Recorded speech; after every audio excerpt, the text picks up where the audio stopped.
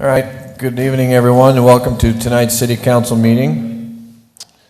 This is the meeting of Monday, September 21st. We'll call the meeting to order. First order of business is our invocation and our Pledge of Allegiance. So if you would all join us. Mr. Huddleston, would you mind? I'd be glad to. Thank you. Dear Lord, we come to you tonight and ask for your presence and blessing for our council meeting tonight. We ask for your strength and wisdom as we undertake the business of the city. Help us to make decisions that are beneficial to our entire population. We thank you, Lord, tonight for watching over us during the COVID pandemic. We thank you for watching over our first responders here in Casa Grande. As we saw this weekend, the line that they walk every day that comes so close to danger and disaster for them. We also ask that you watch over all of our service people, both at home and abroad. And Lord, also please watch over our nation as we mourn the passing of Supreme Court Justice Ruth Bader Ginsburg. We ask all these things, Lord, in your Son's name, Jesus Christ. Amen. Amen. Please join me in the Pledge of Allegiance. I pledge allegiance to the flag of the United States of America and to the republic for which it stands, one nation, under God, indivisible, with liberty and justice for all. Thank you, Bob. Thank you, Lisa. Let the roll call show that all council members are present. So noted. I'll entertain a motion to approve the minutes of the city. So moved. Mayor McFarland, I move that we approve the City Council regular meeting minutes from September 8th and accept for the record the Fire Personnel Retirement Board minutes from August 20th, the Planning and Zoning Commission minutes from July 2nd, Planning and Zoning Commission minutes from August 6th, Police Personnel Retirement Board minutes from September 3rd, and the Fire Personnel Retirement Board minutes from September 10th as presented. Second.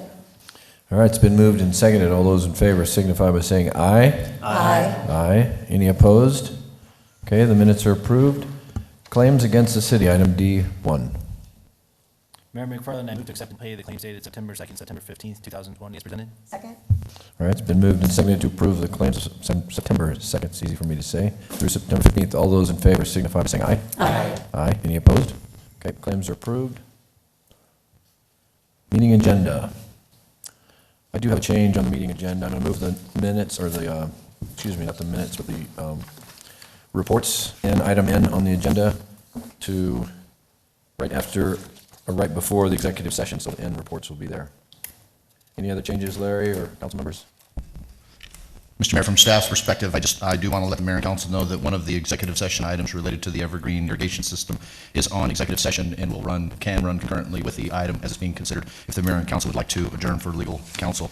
The other thing I'd like to let everyone know is that, as I mentioned earlier, we are having some technical difficulties, and so we are streaming this on Facebook and YouTube versus on our website and TV 11. Those will be uploaded tomorrow morning after the full recording of the meeting. Larry, the executive session, and will we cover both subjects then, or can we go back into executive session after, at the end, in the normal time for the other item?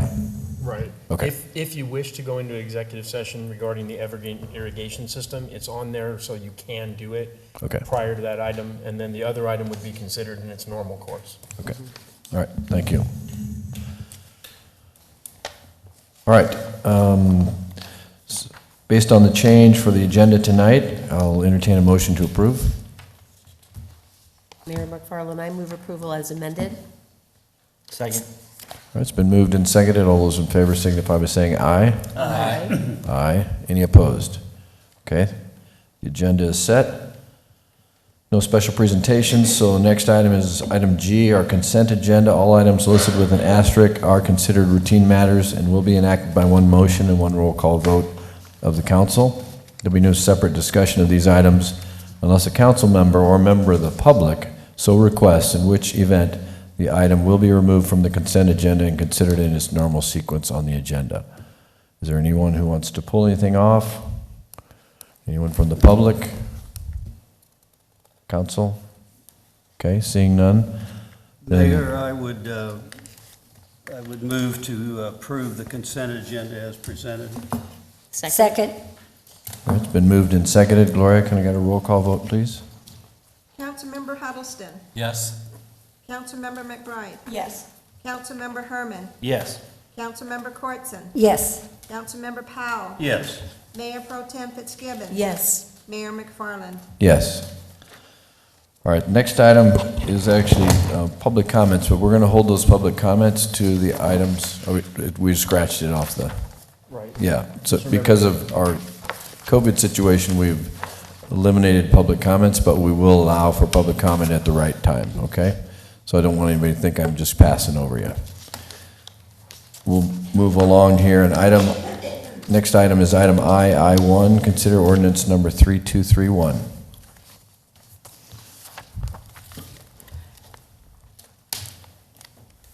Evening. Good evening.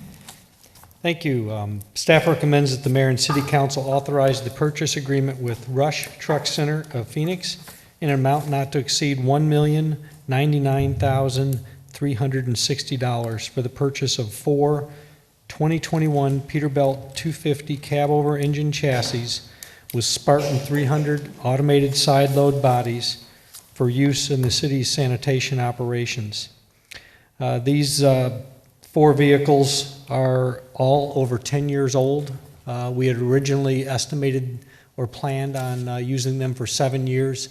And of course, with a lot of our budget cuts and trying to stretch our dollar out, we extended the useful life of these out to year 10. We're also paying the price for that right now with some of our breakdowns, as you probably We've heard. will recall from last week. We had one service route that we were unable to complete because of that. That's the dice we roll, but it's the choices we made. The purchase of these vehicles, staff is requesting authorization to use state contract number CTR 041812. And of course, buying off of the state contract does benefit us financially. In this instance, it's 23% off of manufacturer's suggested retail price for these vehicles. So great opportunity. Of course, Rush Truck Auto Center is providing us the chassis, and then our local contractor, Spartan Trucks, is going to be building the new Spartan side load vehicles. We currently use Scorpions, and it's actually the design crew came over and are now designing their own side load bodies. So we'll be purchasing these, and Spartan will be putting those on the chassis. You may recall 2 years ago, we got some roll-off trucks. Again, Rush Truck Center provided the chassis, and Spartan was the one that put the roll-off bodies on those trucks. So we've had real good luck with them so far, and look forward to working with them here in the future. Again, we have, let's see, we have $1,108,000 is our budget authority, and this total purchase is $1,099,360. So with that, I'd be happy to answer any questions. Matt? Kevin, you'll be surprised, but I don't have very many questions because I have seen how many times you've had to have the trucks towed. I've seen what's happened. I'm glad we got 10 years out of them, but like you said, we're getting to that point. I'm really glad we're buying them in the parts that we can locally. And also, one of the most fiscally conservative guys I know sometimes does work on the trucks for us. And I was talking to him about something else, and he goes, "You guys need to get some new garbage trucks because those." Mm-hmm. So I'm confident in these ones, Kevin. So thank you.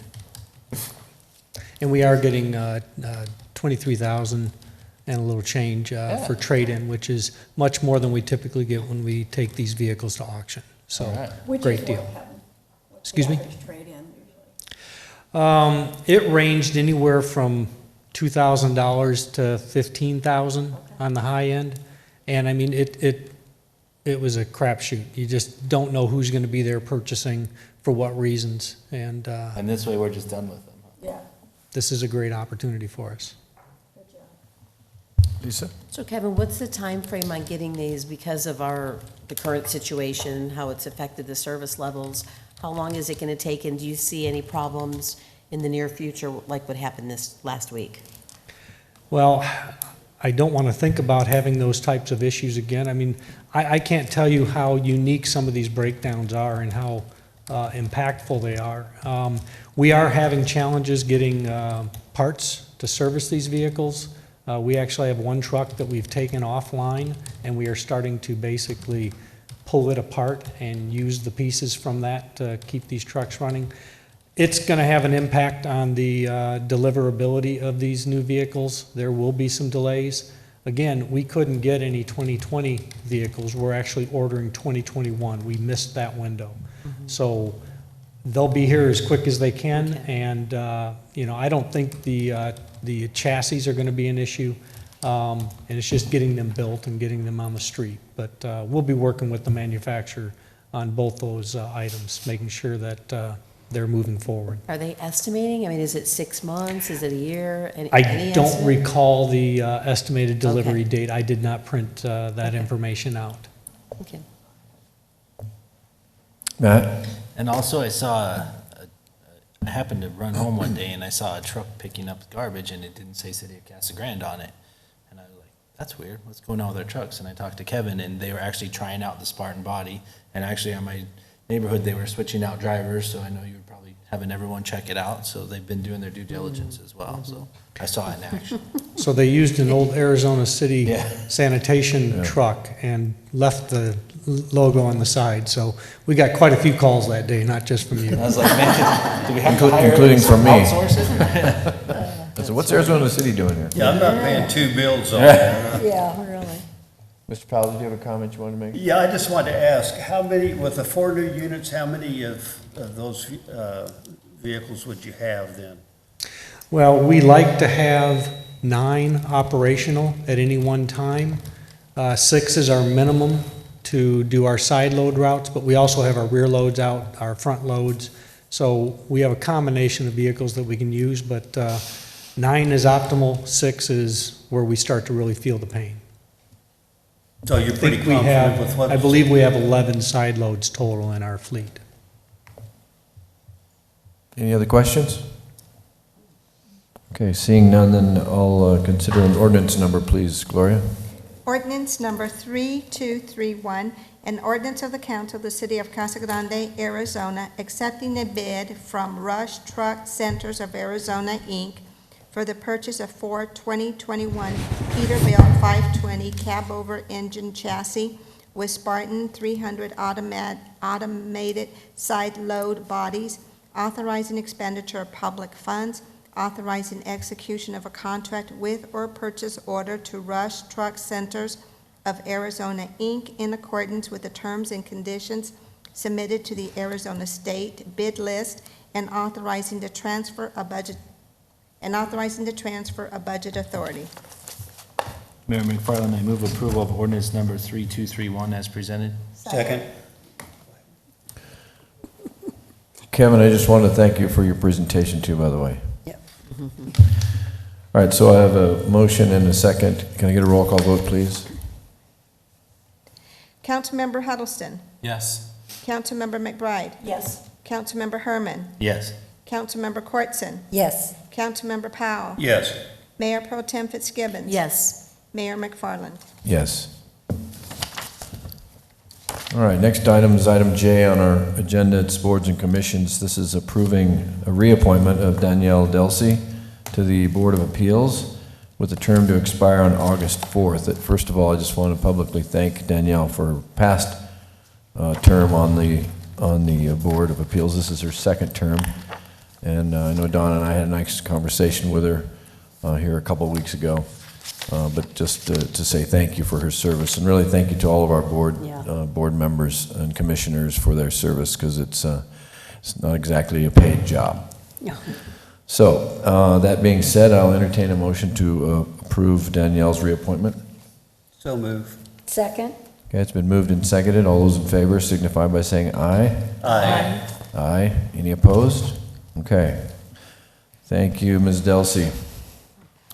Item K is the next item on our agenda, K1. Consider an ordinance number 3230, creating the Judicial Selection Committee and describing its duties and declaring an emergency to get it set up. Mayor McFarland, council members, items K1 and K2 are related, so I'll be making just one presentation for both actions. And these follow up the actions council took at the last council meeting relating to the process that the council uses, both from a mandated perspective under the city charter and by council policy every 2 years to appoint or reappoint our city judge. So the first item is an ordinance that actually creates the Judicial Selection Committee. This ordinance mirrors the ordinance council adopted 2 years ago, and this is an opportunity for council to provide additional guidance and direction to the Judicial Selection Committee in relationship to the process. And this again mirrors what was passed 2 years ago. And so the proposed ordinance before you tonight adds 2 conditions or creates 2 guidelines for the Judicial Selection Committee. The charter requires that the committee forward a minimum of 2 names for your consideration. This ordinance takes that into consideration and directs the committee to not forward more than 5 names to you. So no less than 2, no more than 5, and directs that the committee forward those names to you in alphabetical order. So that's the ordinance that, and we ask for an emergency clause so that we can begin to do the committee's duties very quickly. Now, we've got more lead time this year than certainly 2 years ago, as I've read about. And so our recruitment process for city judge concludes at the end of the day tomorrow, at 5 o'clock tomorrow. And then we'll be taking those and getting those to the committee. We anticipate probably 2 meetings of the Judicial Selection Committee, one for organization purposes and to review the resumes that are received, and the second would be to interview those. But that'll be up to the committee as they talk about how they want to move forward. The second item for your consideration this evening is the actual appointment of the Judicial Selection Committee. The charter prescribes that it be made up of 5 citizens of our community. And in keeping with past practices, the mayor directed the city manager to solicit suggested names from the council of those citizens who they may wish to be considered to serve on the committee.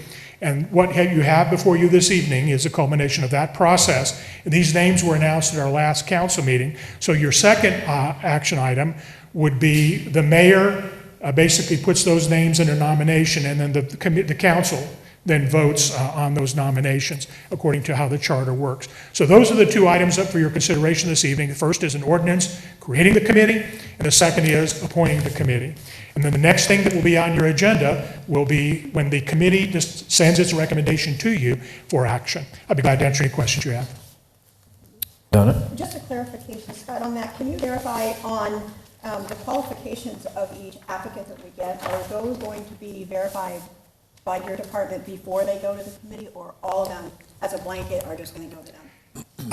Absent any further direction, I believe that it's been the practice over the course of many years, many times, to forward all of the resumes received to the committee. And so that would be my intent, is to get every resume that's been received to the committee for consideration. Thank you. We're still looking, hopefully, at being able to conclude by December 7th. One more time, sir? By December 7th to vote for that's our target date, Mr. Powell. Yeah, I know that. That's what I was just... Yep. We may want to try and do it a meeting before if we can, but we'll see. It's because we may, well, I don't know, we haven't finalized, but we may do the induction of the new board sooner. We can do it the day after the election, technically. The city attorney would need to speak to that issue, but the appointment of the city judge, or that consideration, that process has to take place after the new council is sworn in. That's what I was going to say, yeah. You'll have to Right, wait. but you can swear in the new council the day after the November election has been validated, basically. You don't have to wait till December. As was discussed at our last meeting, the timeline gave some suggested perhaps alternatives. the meeting of December 7th, which is the council meeting where council's sworn in, or an off Wednesday, or off Monday night or the next Monday night, or some other day. And I think I suggested you may want to, we'll poll you, talk about that perhaps in November. Yeah, we have options, so. Okay, any other questions for Scott? Okay, seeing none, then we'll take these one at a time, and then we'll call for an ordinance number, please, on item K1. Ordinance number 3230, an ordinance of the council of the city of Casa Grande, Arizona, creating a judicial selection committee, describing its duties, and declaring an emergency. Mayor McFarland, I would move for passage of ordinance number 3230 as presented and declaring an emergency. Second? All right, and can I get a roll, I've got a motion and a second. Can I get a roll call vote, please, Gloria? Councilmember Huddleston. Yes. Councilmember McBride. Yes. Councilmember Herman. Yes. Councilmember Cortzen. Yes. Councilmember Powell. Yes. Mayor Pro Tem Fitzgibbons. Yes. Mayor McFarland. Yes.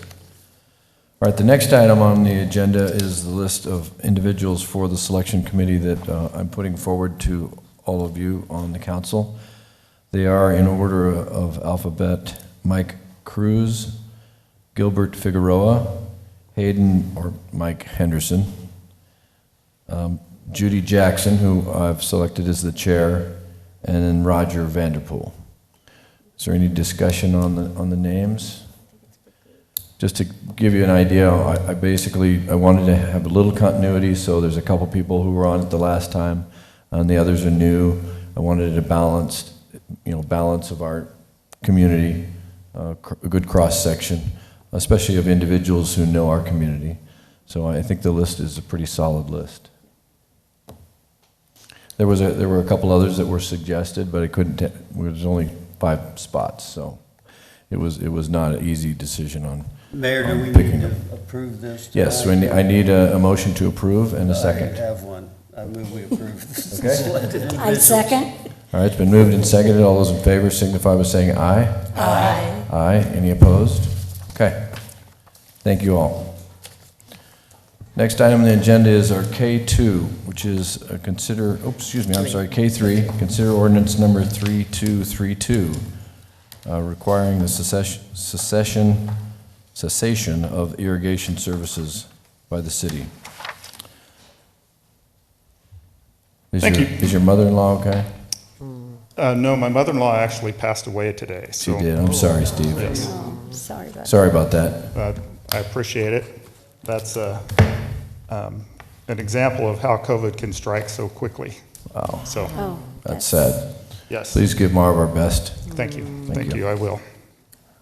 So, thank you, Mayor and Council, for having me up.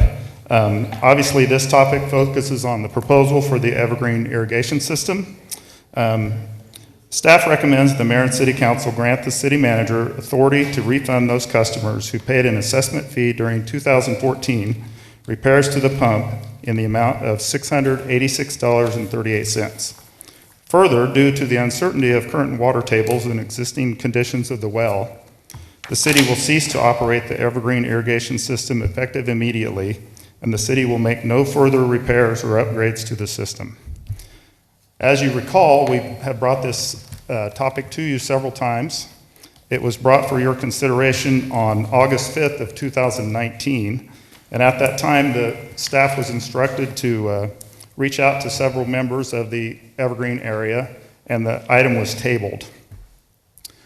Over the fall and winter months of 2019 and 2020, we did meet with several members of what I might call a focus group or key stakeholders. Many of the actions that were decided in those groups was taken after that. One of those actions was to pull the submersible pump and test the pump and motor. We also, at that time, video cameraed the well and evaluated the findings. The results showed that the pump and motor were operable and not attributing to the problems.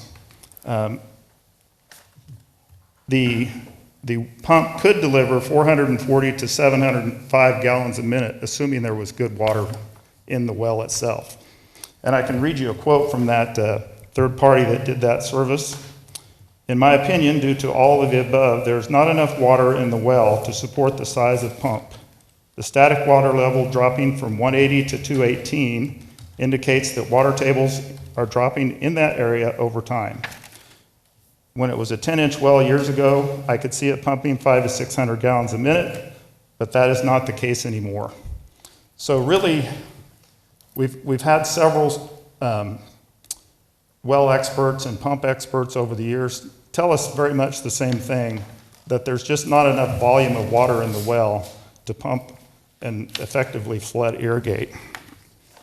So we did put the pump back in the well and tested it and saw no improvement. So we met again and shared those findings, and at that time it was decided to clean the lines to see if there's any blockages. We did have a third-party contractor, also called Ancon Ancon, I don't know the exact name of them, but they came out and used a jet rotor system to clean the sewer lines, or to clean the irrigation lines, and that uses a combination of vacuum and high-pressure water simultaneously to remove any material backflush during the jetting operation. This methodology has been successful in restoring piping to its original flow capabilities, as well as eliminating any extra debris in the lines.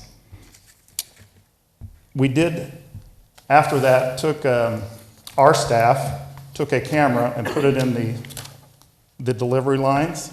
And in your packet, you've seen some of those pictures. We do have evidence of some damage to the lines because the lines are 60 years old, but the lines themselves are fairly clear with just minor debris in the lines. There was a couple of questions that kind of came up from the group that I just wanted to answer as we get going. So one of those questions was, what is the status of the submersible pump? And as previously stated, the submersible pump was tested and showed that there is no pump and motor problem. Secondly, sorry, I have a few pieces of paper here. Secondly, is the water table dropping? Staff has verified evidence that the water table is at least 38 feet lower in the Evergreen well than at some point in the past. In addition, ADWR helped locate 4 monitoring wells on the north side of Florence and the east side of Pinal. The water table is dropping in all 4 of those wells since 2004. The average drop of these wells is 88 feet, with the highest being 115 feet and the lowest being 65 feet. So obviously the water table is dropping, and our well is not deep enough to produce the volume of water. Another question is, was the delivery lines cleaned properly? The delivery lines have been cleaned by the City Public Works Department in February of 2019 and again in June of 2019. We also hired a private contractor who cleaned the lines in December of 2019. All 3 times the delivery lines were cleaned with similar equipment that blows pressurized water through the system. Was a camera used in the well during the pump test, and why did we not get a second opinion? A camera was used in the well in October of 2019. We put that camera down when we had pulled out the pump and motor. The video from the well is very similar to the video done in 2014. Empire Pump Corporation pulled the pump and hired a third party, Longmire Well Service, to perform the camera work. The conclusions drawn from the video were confirmed by both Empire Pump and Longmire Well Service. They were similar conclusions that have been drawn by the other well and drilling consultants and staff that we have evaluated this well over the past several years. Ancon also, just to keep in mind, the company that cleaned the delivery lines, Ancon is a reputable company that has performed line cleaning and other work for the city of Casa Grande for the past few years. Park staff rented a camera system to check the delivery lines, and pictures show that the delivery lines are clean enough to deliver water to the customers.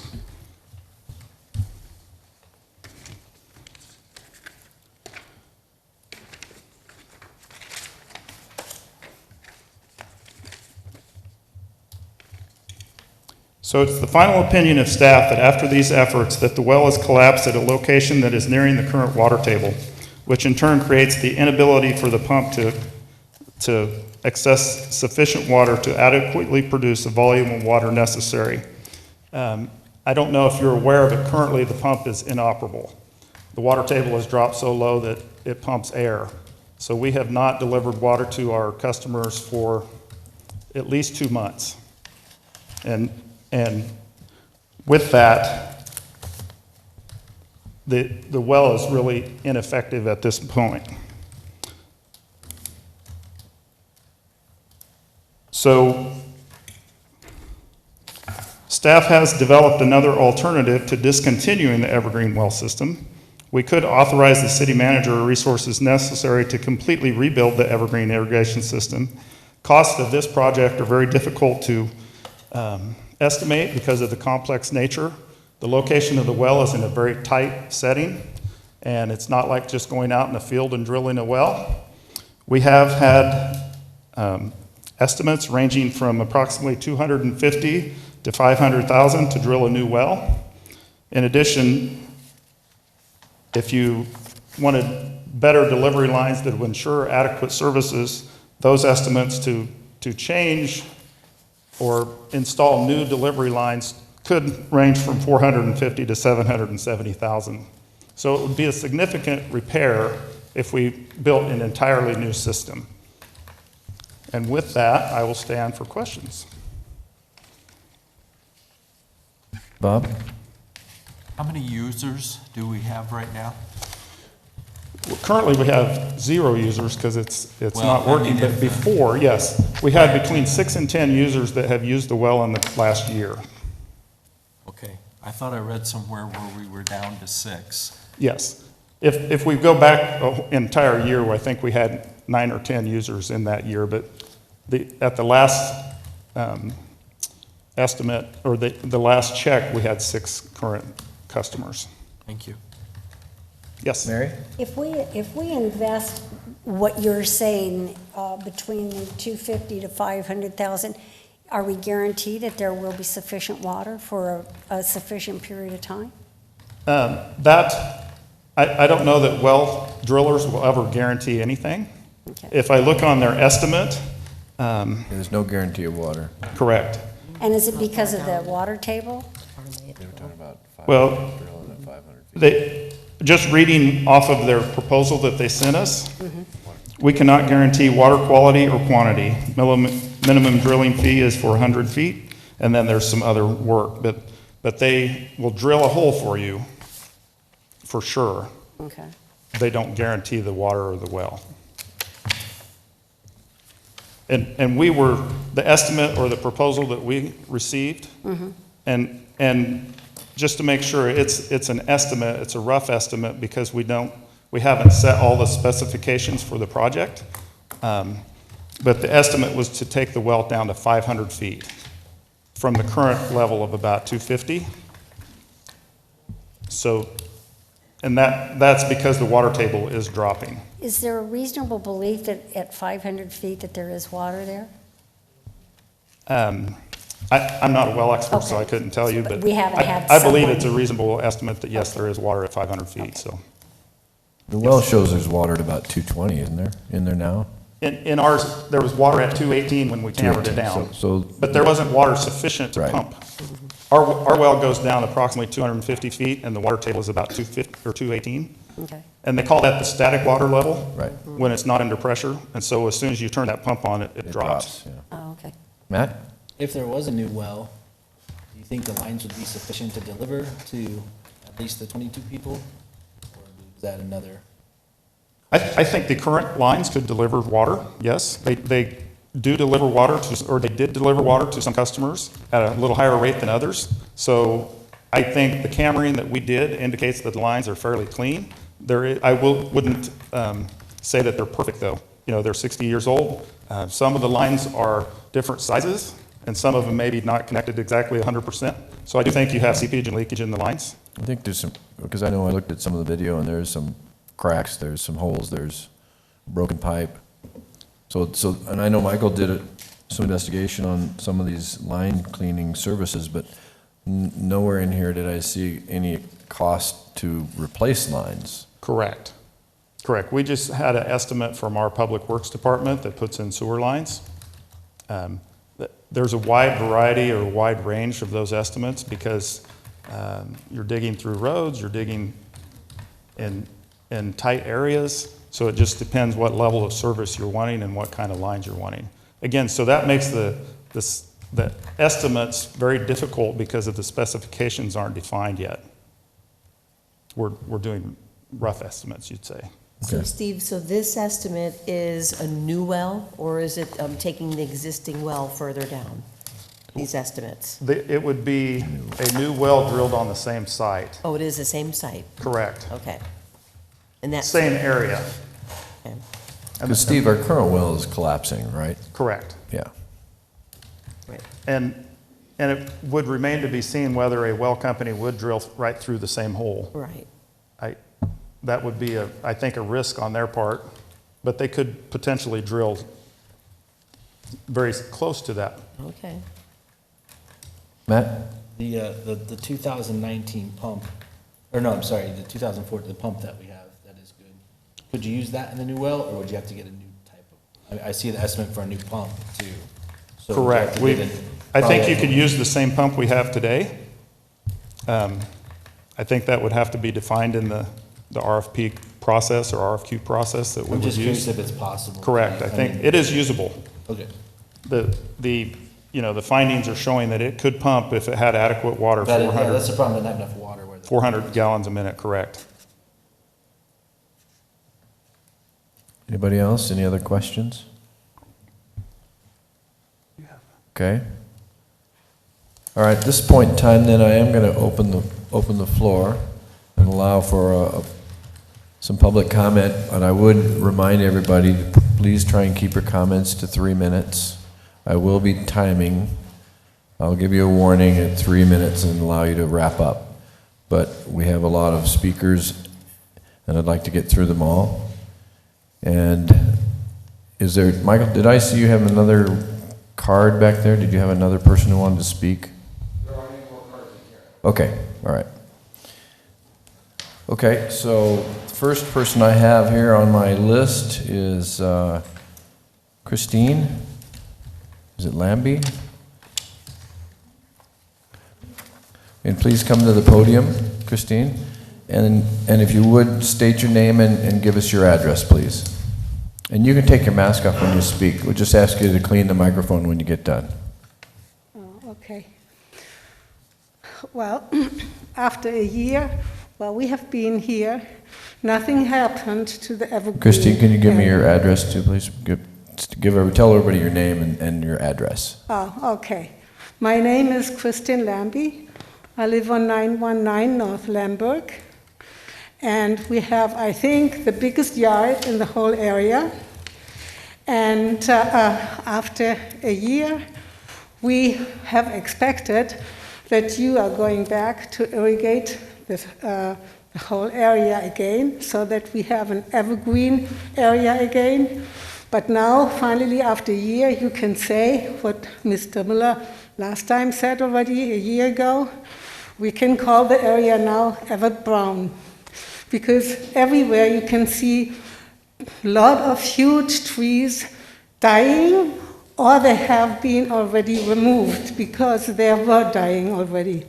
So in our yard also a lot of things like this happened, and I hope that it will really the way that you decide that we get a new pump. I heard just that they have put on the old pump a new one. How should this happen that the new pump can pump the water when the old pump is there? So this is something what my concern is. And it's also no wonder that there is no water coming, because you know maybe that in the soil there are everywhere crystals and all kinds of minerals. And if the water is not flowing all the time, then these sands, these crystals are closing the water lines. And so it's hard then to get water out. So therefore, it's important to get a new water hole and a new turbo pump. I don't know what kind of pump you put in as a second new one on the old one. I have no idea. So maybe somebody can explain that. Thank you. Thank you. Thank you.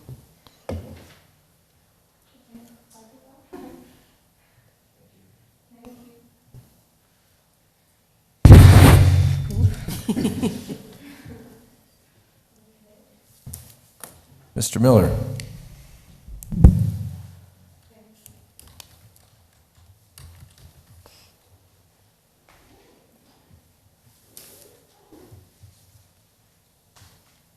Wanted to bat cleanup, but that's all right.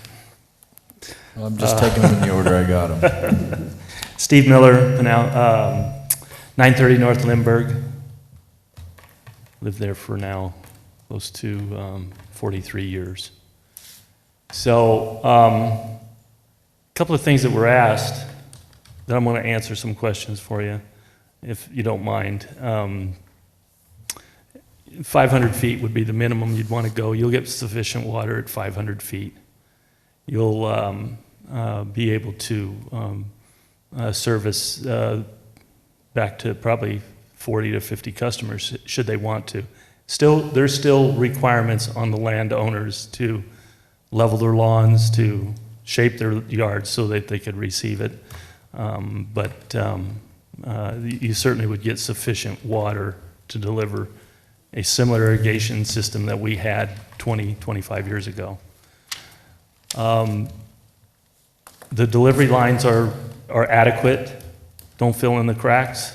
That's what's watering everybody else's trees. That's part of the evergreen district. Part of that seepage has been a benefit to the area to keep a lot of vegetation alive. And I think you've all probably driven through there and seen how bad it has gotten. But anyway, I would just,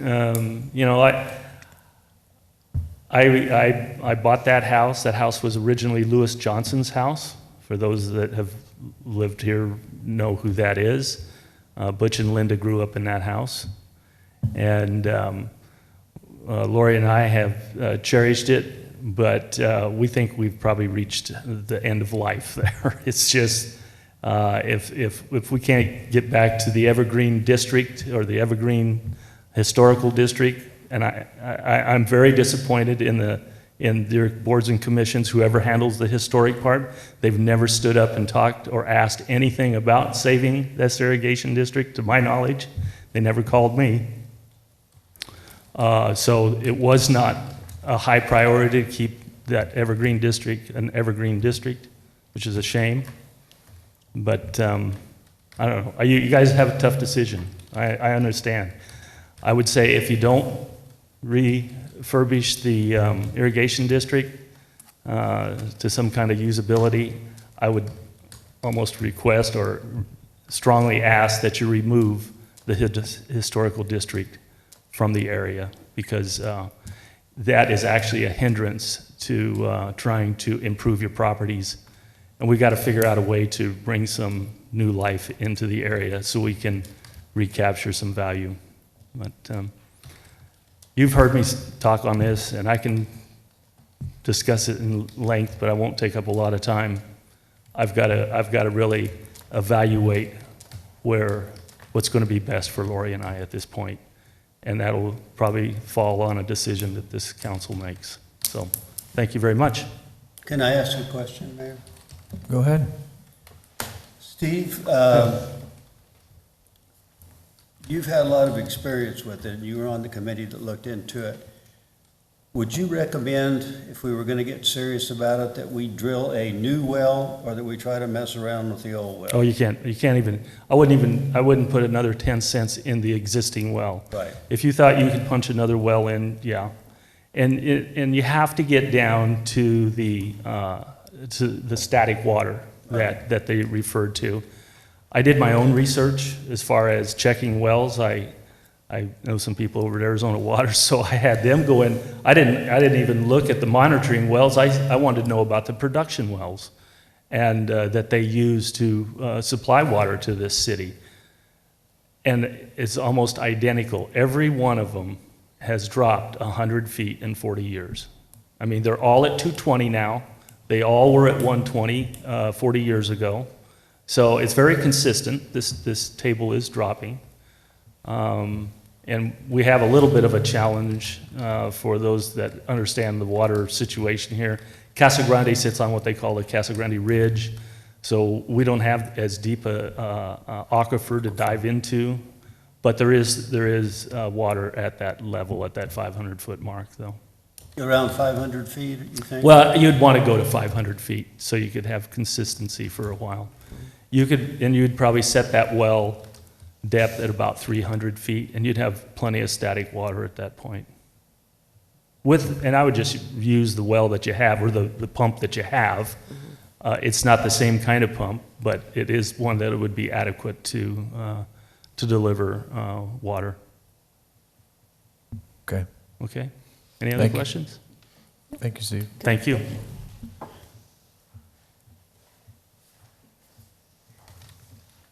All right, the next one on my list here is Pam Burke. Pam, are you here? Oh, there you are. You're hiding behind the whole podium. Hi. Just state your name and your address, please. Pam Burke, and I'm at 1017 North Limburg. And up until this year, we were using irrigation, and I think it's a tough decision. But I just have to tell you, I received a letter from Mike Jackson and a memo from Larry Raines. We received it, I think, either Wednesday or Thursday of last week. This is the first correspondence I've ever had regarding it, other than when you've all had this on the agenda. But I've not talked to anybody in my community, in my neighborhood, about the irrigation, either on the phone, in person, or in writing, and I just wanted you to all know that. I wish you luck doing this. Thank you.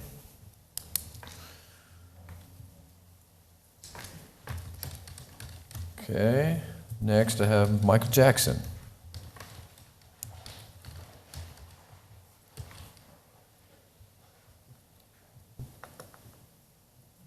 She's cleaning for you, Mike.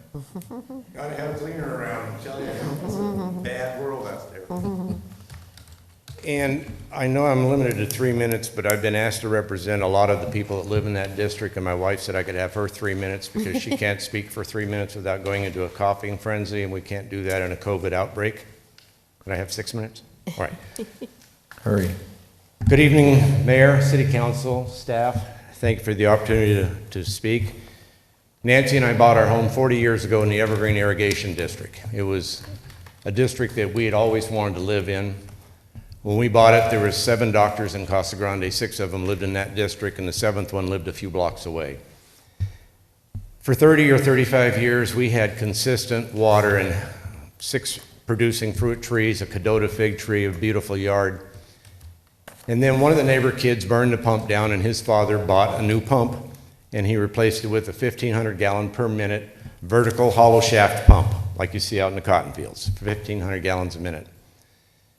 That pump fell apart in 5 years, and at the last meeting, the city testified that they maintained that pump every 5 years. You change the oil in a car more than every 5 years, and the warranty won't last 20 or 30 years normally on that pump, but it's void if you only do it every 5 years. So that pump's gone. The city, for a year, we had no pump at all, and we lost all of our trees and our yard. Our Cadota fig's gone, all the fruit trees are gone, as did most of the others, and we were out there with hoses trying to water. You had an expert from the U of A saying that you can transition to a sprinkler system, but you have to transition knowingly. You can't just go from one to the other, which is what we had to do. The trees that we're watering now, we're putting a 3-foot spike down into the ground to get to the roots. That's how drastic we are to keep the trees alive that are still there. The brand new pump that went out was a $40,000 pump that we bought, one of our neighbors bought. The city told us if we gave it, we had to give $1,019 if we wanted to have water in the future to buy a new pump. 40 of us, 23 came up with that money. Some of them couldn't afford it. We never got our water. That was 5 years ago. The city has a fiduciary relationship with us, and we weren't involved in the purchase, the selection, or any of the process of getting a new pump. And the new pump is like an apple, and that's like an orange. 1,500 gallons per minute was the one that broke. 300 gallons per minute was the replacement. It's apples and oranges. Wasn't even the same. So some of us, Steve, Jimmy, John, and I formed a little committee to talk to the city to try to negotiate a solution to get our water back. And I share Steve's feelings too. Nancy says she's going to be buried in the yard, so I don't get to move, but it's not the neighborhood that it used to be. The trees are dying. It's kind of ironic. In 1980, when we bought the yard, bought the house, Evergreen Irrigation District, 6 years later, I bought a cactus garden. And so I wanted to put cactus in my front yard. The city manager at that time wrote me a letter, Larry, and said, we will not allow you to put a cactus garden. It's the Evergreen Irrigation District. No cactus gardens there at the Irrigation District. That's how much things have changed since 1986. Now we're being forced to go to cactus or a drip irrigation. The problem with going to a drip irrigation is it costs you between $5,000 and $10,000. Then you're going to buy Arizona water. And I don't know if you guys know this or not, but there's two kinds of water I just learned since March. One is potable water that we drink from the Arizona Water Company. The other is called wet water, which you do from an irrigation ditch, 500 feet deep. What we're doing with the people that have switched over to the drip irrigations, they're using potable water to irrigate their trees instead of wet water, wasting good water. We have tried to meet with the city. The last meeting we had was November 2nd.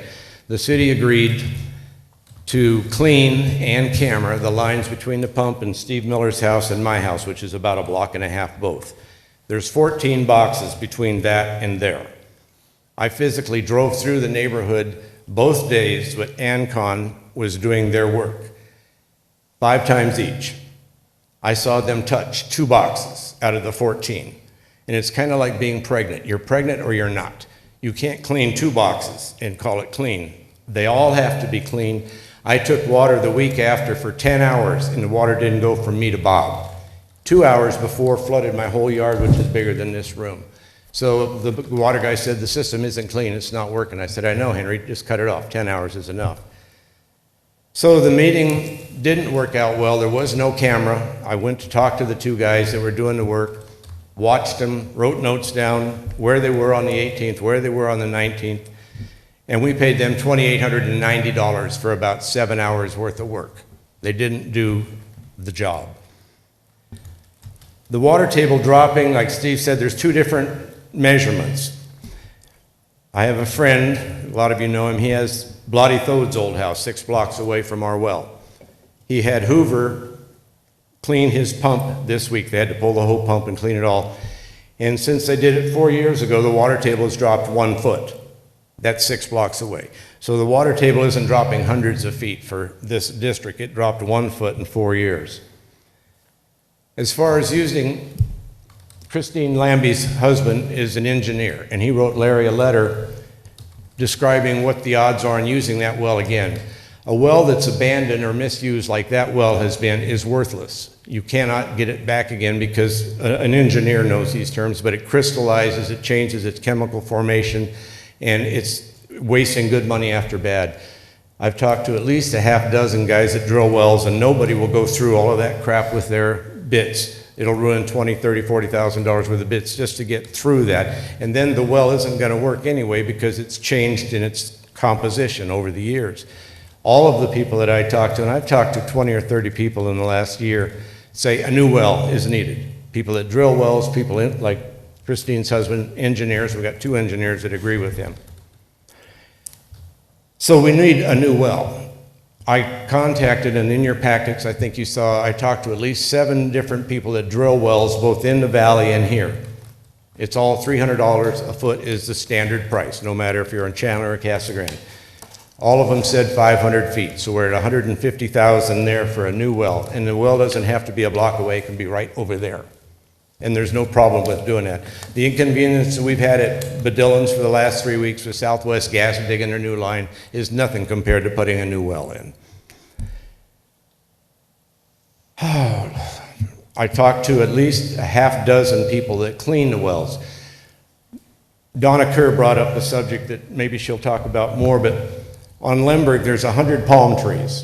And those palm trees. Michael, have lived- you're at 7 minutes, so. Oh, sure, I'm sorry. I gave you some extra time. Those palm trees won't live if you put in a new system over here. You have to use the old system, and the 2 bids you have will clean the old system like it's never been cleaned before. It hasn't been touched in 6 years. But the 2 bids, I brought those people down, they looked at it, and they're ready to go to work tomorrow. I thank you for your time. Thank you, Donna.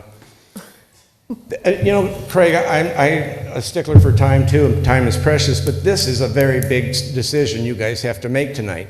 And one of you had told me that you're going to have to answer to your constituents about spending so much money. The other thing is you're responsible for your actions. We wouldn't be here today if those wells had been if those pumps had been maintained, the well would still be working. So we didn't get here on our accord, we're still here. It's somebody that did the job wrong. There's negligence someplace. I'm not pointing fingers at anybody. But somebody dropped the ball, and we shouldn't have to lose the homes that we've lived in 30 and 40 years over that mistake. You need to pay for your mistake, and in your packets, the bid is $300,000. And I think the city can afford the $300,000 as opposed to losing an asset. It's an asset like the downtown community or the lakes or Valago or any other asset you have to show off. It's been here for 80 years. And we hope that you make the right decision tonight and share our concerns for turning the Evergreen District back into the One quick story about the water.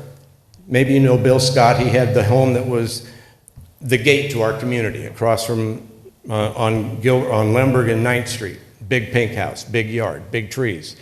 The first year that the water well broke, he spent $7,000 with Arizona Water to keep his yard looking beautiful. He died, the family sold it, and the people that bought it couldn't afford $7,000. And the yard is gone. The trees are gone. The bushes are gone. And even the oleanders are starting to stress out. But all that beautiful yard that Bill Scott lived in 40 years it's all dead. And you don't have to go too far. You can go down any home in our neighborhood in the backyard. They're all dead. We're just keeping the front yards looking good. So I would appreciate consideration. It's not about the money. It's about the responsibility to do what's right. And keeping the Evergreen Irrigation District as an asset to the community, I think, is a no-brainer. And I hope you'll agree with us tonight. Are there any questions? I have a question.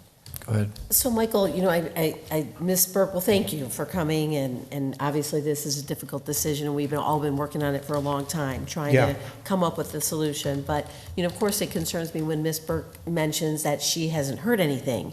And so my concern is, you know, we only have 6 people using, which I understand why. It's not producing enough water. There's some issues, so I understand why people have gone off the system. But if the city were to invest in building this new well, you know, would more people come on board, and how do we guarantee that? I mean, when I drove around the neighborhood today, people are not maintaining their yards. No, it's depressing. It's expensive. It is. I grew up here. I walked through that neighborhood all the time, and it is depressing. My next door water, her bill is $300, and that's just for the front yard. Her back tree, 70-foot pine tree, the wind that was in here in March where you guys said you lost a lot of trees, that tree fell luckily to the west. If it had fallen to the east, it would have killed everybody in the house. The bill is $10,000 to remove that tree. And that's only one, Lisa. There's a bunch of them in that area that are either down or going to go down. Well, and I'm just concerned that how many people are going to really use it. I mean, is it the 6 people that really care? You had some 40. people have converted over. You had 40. But are there 40? I mean, how do we know there's 40? I have no way of predicting that. Right. I know if you don't do it, you're going to lose an asset to the community.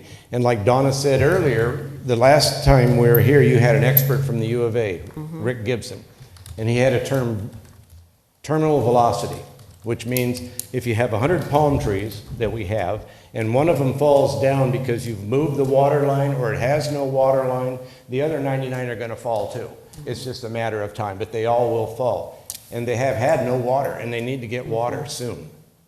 But I have no idea, Lisa, how many people. My suggestion was for you guys to offer free water for 1 year. How much would that set you back? And I bet all 40 of them would join again. But I asked for 5. I'm just surprised we haven't heard from those 40 people. We haven't heard from the Historical Society either. So, it hasn't been an issue. But we made 5 public record requests to find out information. We got no information. I went to APS to find out what that well cost a year for you guys. They said you have to do a public records thing. I said we did that. We couldn't find out. So I went through some other channels and I found out about what it is. You're not losing money on the electricity if you had the people that you had 5 years ago using it. It's not, you're not subsidizing us. I mean, we spent $70,000 on pumps in the last 10 years. And we don't have anything to show for it. No, I share your concern. It's a tough decision, but it's not really. You got to be responsible for your actions. Somebody put us here, and you need to get us out of here. Oh, you did, okay. Go ahead, Mr. Powell. Yeah, the number of trees that have died is amazing. And there's a eucalyptus tree by our house. Yeah, big. That's the biggest on the block. It's huge, and it's 60 inches off the curb, which the city, I think, has the right of way to exceed that. My concern is that thing's gonna fall down. It was a healthy tree while we had the water, and over time, it hasn't got water, and it's drying up, and it's dangerous. Yeah, and it's gonna my fall. house and another house are sitting right there. I mean, I've got a No, that's the granddaughter tallest. wanting to go into a bedroom, and I'm afraid to put her in that bedroom if that thing ever falls. That's the tallest tree on the block, Dick. Yeah.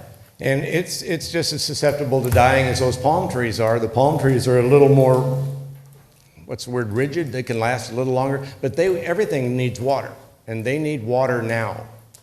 The other thing is, like on the eucalyptus, it's probably not gonna come back, but somebody, for safety reasons, in the city needs to evaluate those things as how dangerous they can be and get them out of the way if they're dead. Well, if you don't vote to put the money forward tonight, I can almost guarantee you that you'll spend more than that in the future for litigation for having to clean up the mess that there's going to be in the next 5 years. I can almost predict that, Lisa, just knowing what's happening and what's going to happen as far as those trees dying. And if my neighbors had fallen on the house, you'd have 2 corpses. Instead, it killed every tree in their backyard. And now they're spending $10,000 to get it out of there. And it was a healthy tree till 5 years ago. All right, thank you, Michael. Thanks for the time, Craig. I appreciate it. Thank you, folks. Thank you. I know it's a tough decision. It's probably one of the toughest ones you guys have had to make, but I just hope you'll do the right thing. And I did put 500 in each of your packets, didn't I? Was that enough, Lisa? Only 250 in mine. You know, Mayor. You must have forgotten me. Help us, Brett. Before Michael if he leaves the room, I just. He's not leaving. Well, before he walks away from the podium. Michael, first of all, thank you. Thank you for providing the information. I got your packet this morning. I wish I had it a little bit sooner. That's my fault. For those of us at work, to try to have time. Well, I didn't know where you and Bob lived. You guys are so secretive. So, I'm easy to find. But there's a couple things that you said that bother me, and I want to mention it to you. Sure, you bet. Because I respect you as a homeowner, I respect you as a business person. When you mentioned the records request, and you said that you requested them and got nothing, that bothers me. So I certainly want to follow up, because that's a right if it's a public records request. So I do want to find out where that was. Well, Jimmy was going to apply for it, but I knew that it would take 2 weeks to get it, and he and Donna were on vacation. Okay, but there's a difference from applying for it and requesting it. No, I requested it. I talked to Myra and I'm requested concerned it. about your right as a citizen, that wasn't taken care of. And then, to Lisa's point, she had mentioned about, the people that you talked about that you represent. And then Ms. Burke mentioned that she'd never received any information. It concerns me about who that group is that you represent. And every person that lives in that district is important to me. But I haven't heard from many of them. And so that concerns me. And I'm not disputing what you're saying. I'm just saying that it's hard for me to get a handle on that when I haven't gotten that information from them, or I don't have names. And I know and I appreciate the fact of what you and Mr. Miller and the Kerrs have done, because you live in that district, you love that district, and it is a beautiful asset to our community. And it is a hard decision for us to make. Well, I did ask for 5 public records. One was the revenue and expenses, got nothing. One was how the city came up with $450,000 to $700,000 to do the new lines, got no explanation there. I'm not making this up. I've got the applications and I can show you, there's no answers to all 5 of them. And maybe the reason you haven't heard from people lately is, this is a true story. I talked to a few people in my neighborhood about getting involved and they're saying, screw them. They don't care about us. They dropped the ball on us a long time ago. They're not going to do anything for us. People have just given up hope in you guys listening to them. That's why a lot of people quit coming. Right. And that's being Well, frank with you. That's I true. appreciate that. I can tell you their names and they'll vouch for it, but they just gave up and they said, we don't have the energy for it anymore. The city's not listening to us. And you haven't been so far. Well, in all due respect, I have. Thank you. I know all of you have heard me. I have a real loud voice. But I just hope that you would do something tonight constructive to save the Evergreen Irrigation District as an asset, or just take off, like they said, just take our name off of it. Matt, go ahead. Matt. Thanks for coming, Michael. You and I have talked about this a lot, oft times. Quick question, back to Steve Miller's. And I don't want people to think we don't care, because we do. I spend more time perusing over this and see, in internal conflict, because we've got people that love this community, that live here. We've got, a part of our community. We've also got another community answer for the money. And we did, I say in good faith in my eye, I was told this pump was gonna, the last pump we did, it was gonna work great. And I took that. It didn't. We know that. So this pump we have, they say it's good. Steve said it's good. If there's a new well, would that pump be adequate in your opinion? Because you've done a lot of, I know you're not a well expert, but you said you've talked to 20 people. I'm not a well expert, but I know a whole lot more about water than I should. Correct. There's 3 aspects. You have to have a well, you have to have a pump, and you have to have a delivery system. I mentioned earlier, our delivery system has not been touched in 6 years. So it doesn't matter how good a pump you've got, and I talked to Mike at Empire and the pump works, that's fine. But if it can't get through the delivery system, it doesn't matter how well it works. And that well is not functional anymore, according to Miss Lambie's husband, the guys I talked to. That's undisputed. I think that we need well is a new no well. good. I think I believe that well is no good. I don't know if the old pump is still in there. I've heard that. Is it still in the bottom where it caved in, or? No, I heard the new old pump doesn't work, is according to Henry. No, but Water. there's someone said that, Miss Lambie said that the pump was underneath the old one, I think. It's a submersible pump is what No, you but the replace. old pump before that was still in there. Is that? No, the bowls are down there, Matt, Yeah, in the okay. bottom. And that's what the debris is in the Yeah. bottom, where you can't get a drill I get bit it, through yeah. there. No, 'Cause because those- last time we talked about this, called a friend of mine who runs the Roosevelt Water District. He came down, drove the district with me, came to our meeting, looked at it, told me the same thing. Wells are actually more complicated than you think, but I've learned quite a bit too. So that's what I was wondering about the pump. And I think, I don't want to be having this, I just want it to work, right? Yeah. I wish we weren't having this conversation, but I do kind of take offense that we haven't done anything because, we, in good faith, have and it's not, I don't know if it's enough for you, but, we're trying. and Matt, we're we still haven't dealing- gotten any water at all since we signed a contract with you. We have a breach of contract. You gave us an offer.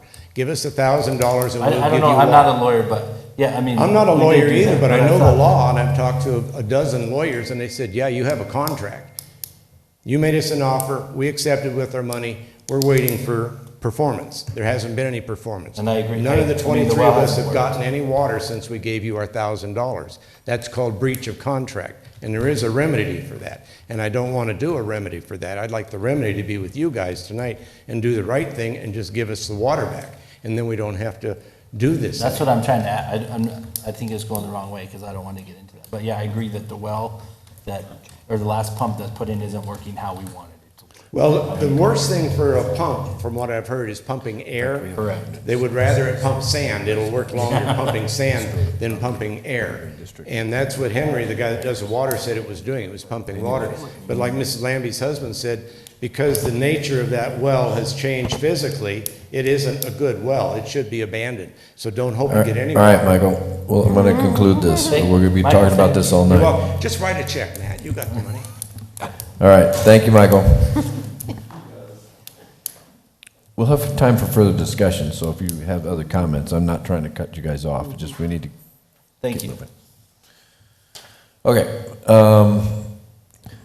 the last speaker I have here is Joanne Michelson. Joanne?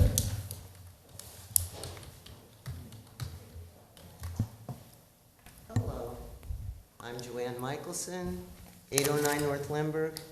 And first of all, what I want to do is start with Mary. Okay. Mary, when you were driving back and forth to Seton when you were in high school, and you say something happened to the car, and you came in and told your dad, Dad, the car doesn't work, but there's $15,000 for this Mustang here. Can we get that? What would your dad say? He bought us a Volkswagen that was used. No, what would your dad say after He bought us a Volkswagen that was when the used. car didn't work? Let me make a point. Would your dad say, oh, sure, here's some money? Or would you say, what's wrong with it? And you'd say, I don't know. Well, maybe we should take it to a mechanic and have him look at it and see what's wrong with it before we spend some money. Is that pretty much, I mean, I knew your dad. He was logical. He would have thought like that, right? Well, one problem I have, or not one, but numerous, is accountability. Basically, it was like 2 years ago, and we heard, pump doesn't work. You know, it's broken. Now, one would assume that you would basically pull the pump out to see what was wrong with it. But nothing happened for a year. You want to know what happened to all the people that were on the irrigation? Because nothing happened. And that's why people are giving up, because nothing happened, because there was no accountability, you know. Now, I assumed when I heard it, you know, that it was broken. I really thought somebody had checked to see if it was broken, but no one had. No one checked to see if it was broken for a year.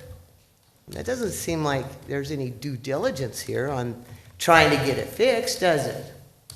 Then I hear at a meeting, and basically it was the one that he was talking about the irrigation, that they had cleaned out all the lines.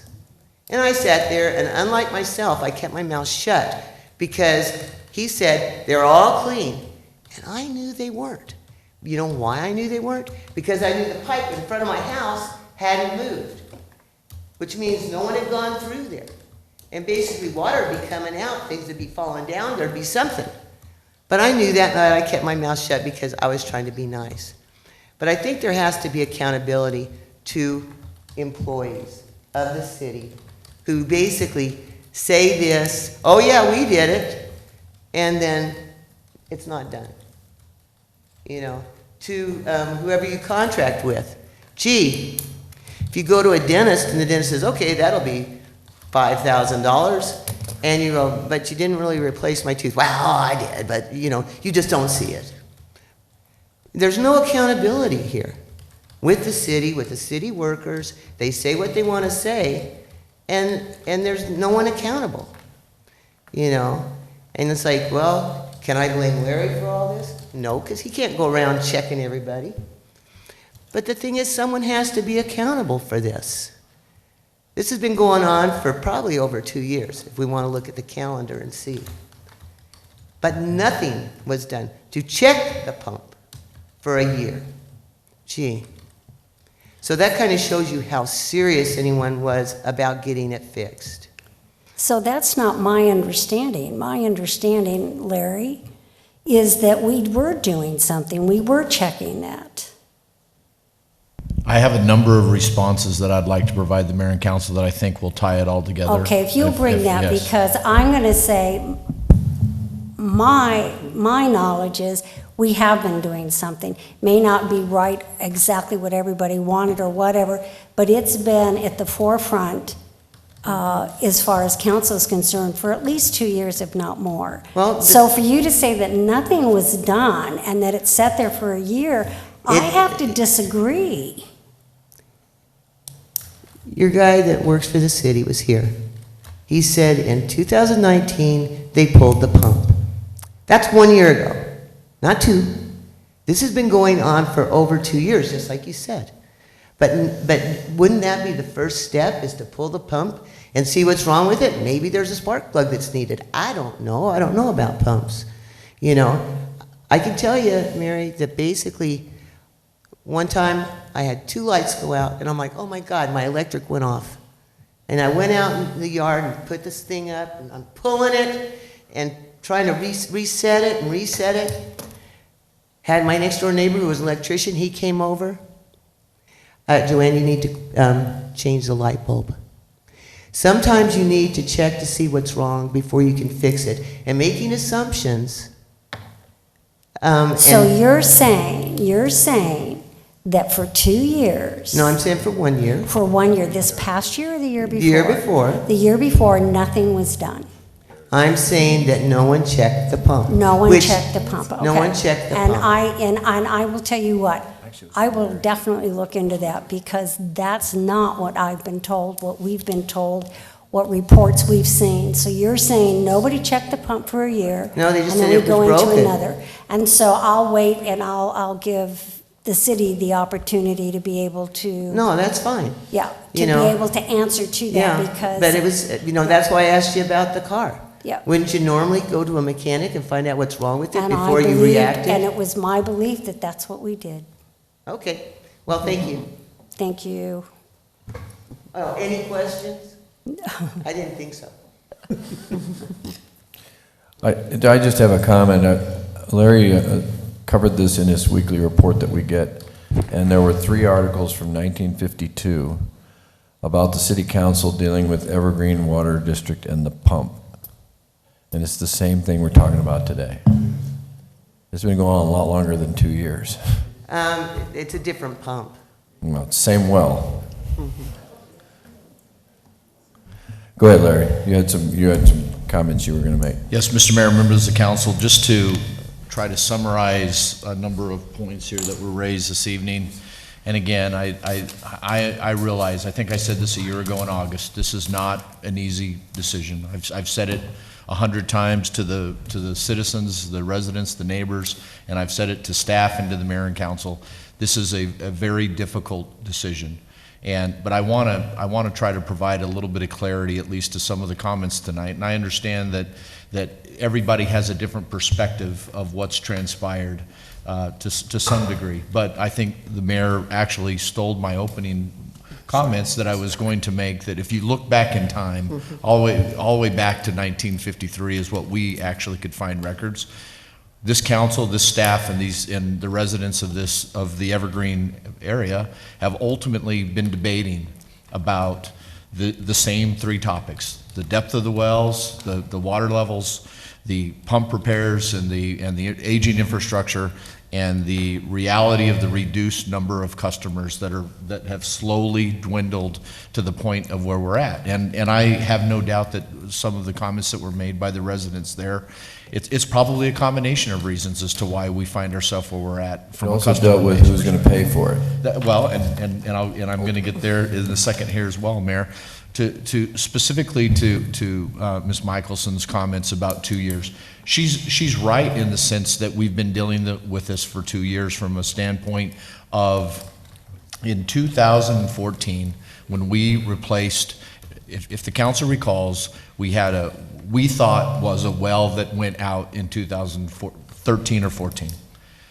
What we found is that not only was it the well that went out, the pump that went out, we had a well that had collapsed at roughly 218 feet, which essentially meant that the static water level had dropped, and that the pump that was on the system at that point likely burned out as a result of, as Michael Jackson pointed out, trying to actually pump air, right?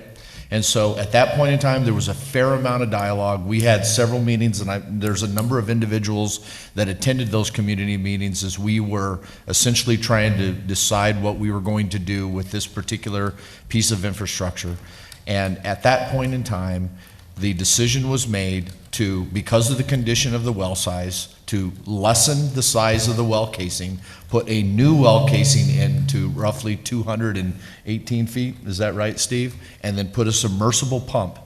And the thought was, quite frankly, the hope was that we were going to be able to get some level of volume that would continue to serve, at that point, the 22 customers that we had on the system that elected to stay on the system in 2014.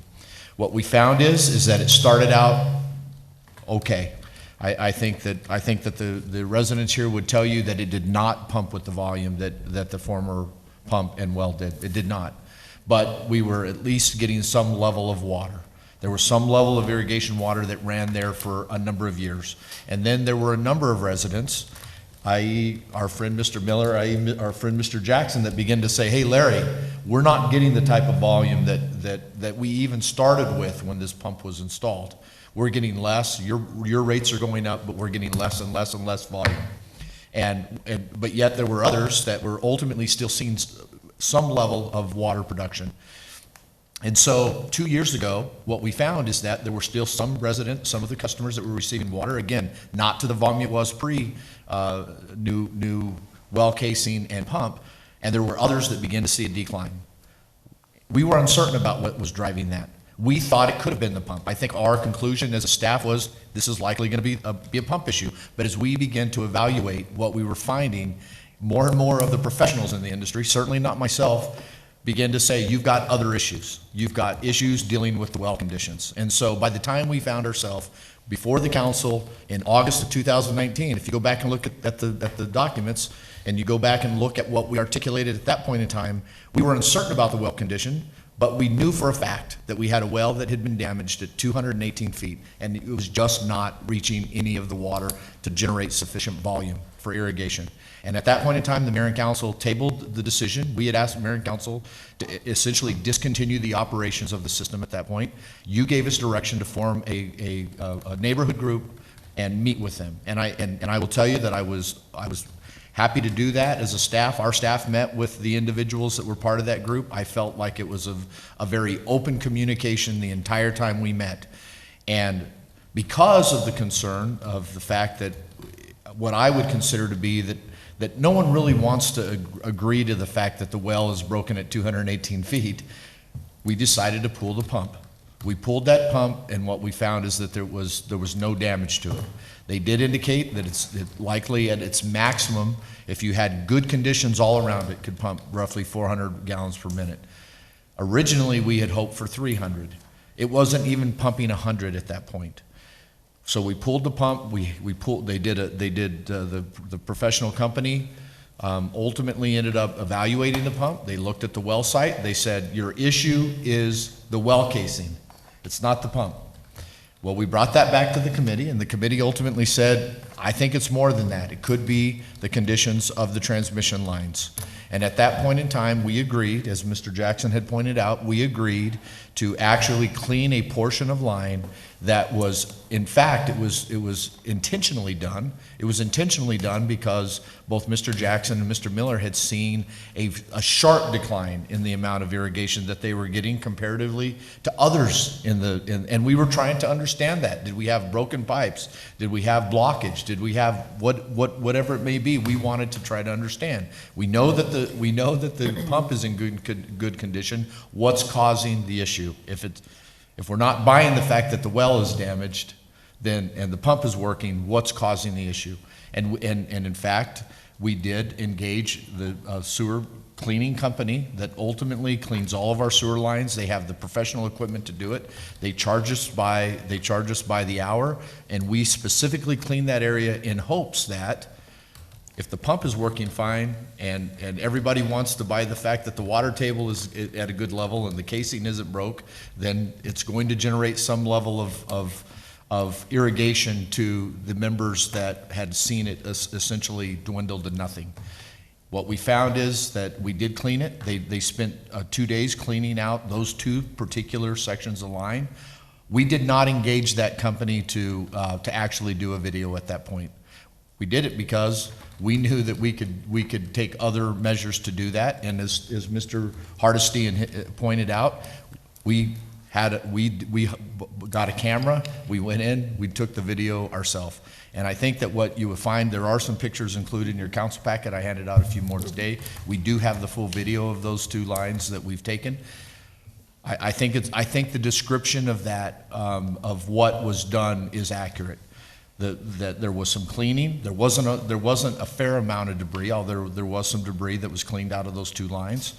There is still some settlement in some areas. You have a lot of sand and dirt and silt that sits at the bottom of those. And as Mr. Hardesty pointed out, there's some separation in the pipes. There's a variety of other things that have happened simply because of the age.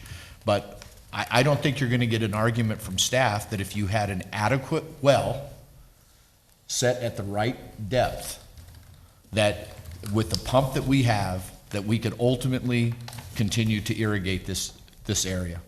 How many customers would we have? I'm not sure. I would guess probably we would start with 10. There may be more than that. There could be up to 22. There could be more. We are uncertain. A number of these individual residents have elected to move to a desert landscape or other types of landscape, irregardless of what's transpired with the irrigation. But ultimately, besides the well condition, and I'm happy to hear at least tonight that people are starting to recognize that really what we've got is a well casing that's collapsed at 218 feet. The drivers behind the city staff's decision has simply been the protocols, the city code that drives the responsibility and costs of this system. And there's a city code that was actually executed in 1986 that ultimately put the onus of these major capital repairs on the customers. And as everybody knows, the more the reduced customer, the higher amount that you're going to actually have to be responsible for in these capital purchases. The last two deals and the last two repairs that we've made, and I know Mr. Jackson talked about the fire in 1991, I think, and when that's happened. We had a major repair in 14, we had a major repair in 2003, and both of those occurred during the tenure that I've been here, and then they also had a major repair in 1994. All of those scenarios have resulted in special assessments that have been passed on to the homeowners in this particular case. And so ultimately, I guess the point that I want to make is that I understand the emotions are high. I understand that individuals want to, it is much more efficient. There's no doubt. It's much more efficient if everything's working effectively to utilize these types of irrigation systems to irrigate these larger lots with a lot of vegetation. That's just the reality of it. There's no doubt that the majority of these homes were built assuming that there was going to be some type, and with the vegetation and landscape. But a couple of things that I would like to point out is that number one is that just like the infrastructure in the well and the transmission line and the pump has aged, trees age, the vegetation ages, and at some point in time there's a useful life on some of that, on some of those items.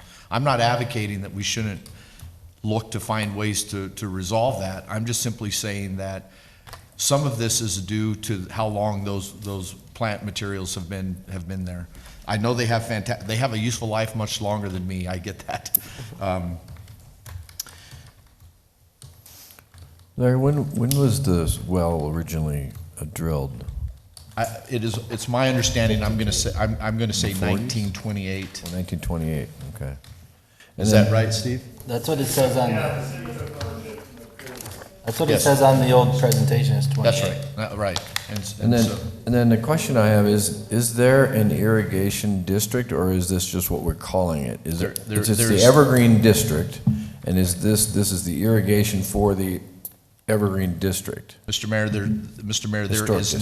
there is not a formal Evergreen irrigation district. Okay. There's not. not. We keep calling it the Evergreen, Historic Evergreen Irrigation District. The staff refers to it as the Evergreen Irrigation System. Okay. We do have the Evergreen Historic District, which is under code, has been pointed out.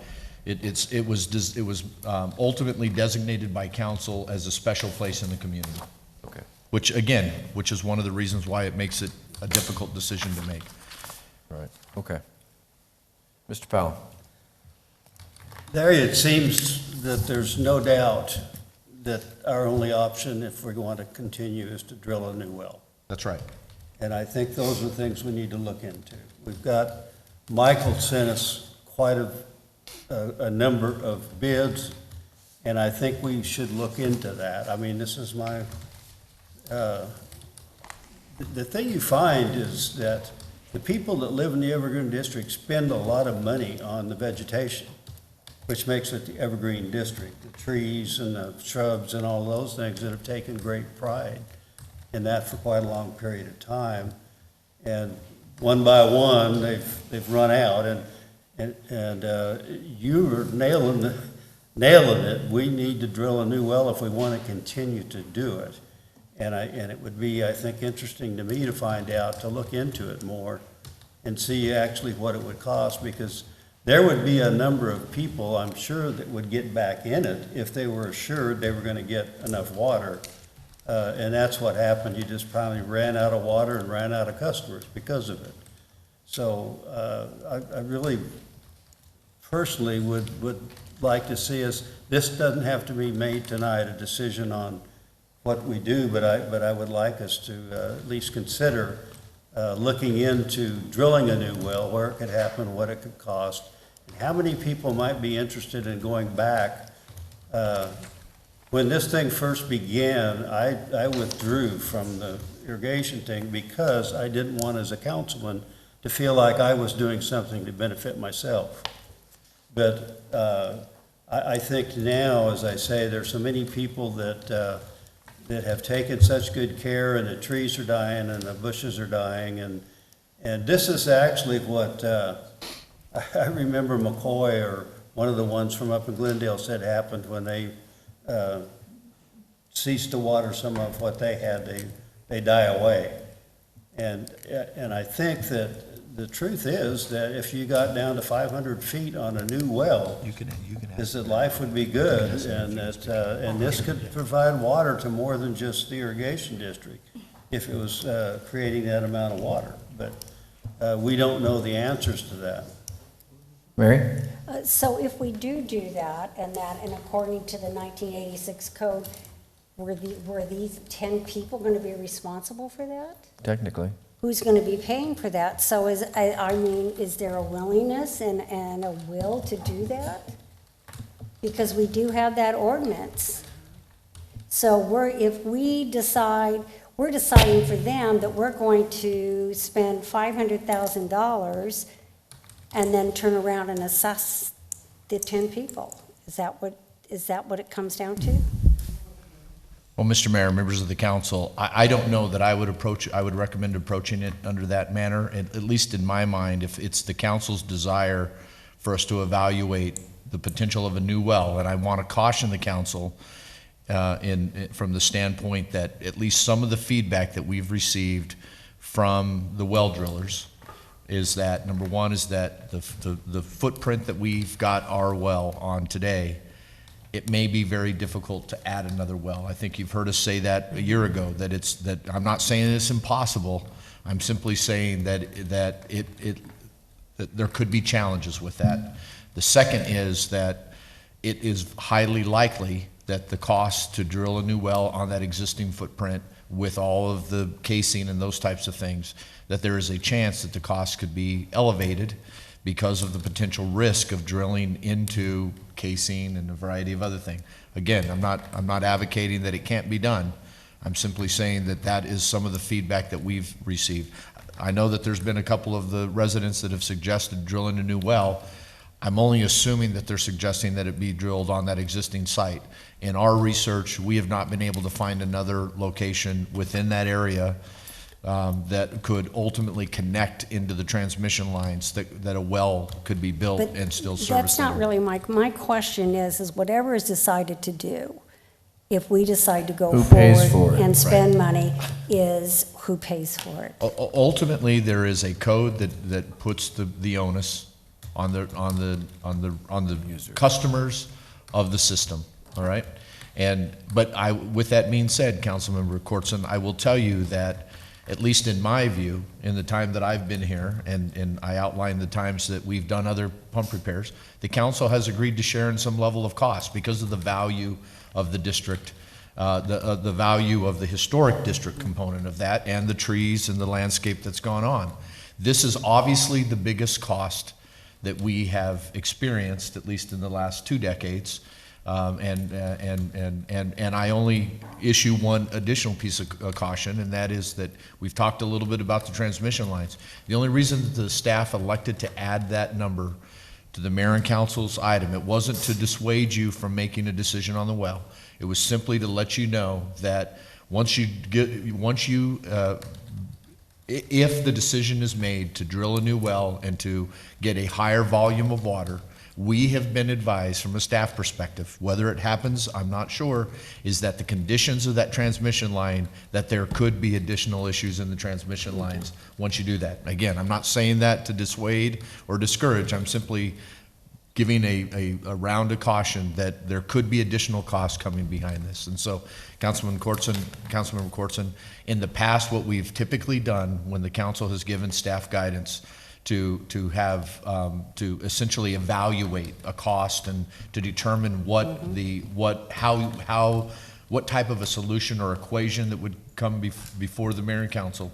We have met with the neighborhood, and Mr. Jackson was just suggesting that he would like to speak again about another potential meeting, that we would typically meet with the homeowners in that neighborhood and try to determine exactly who would be interested and outline the potential costs to them.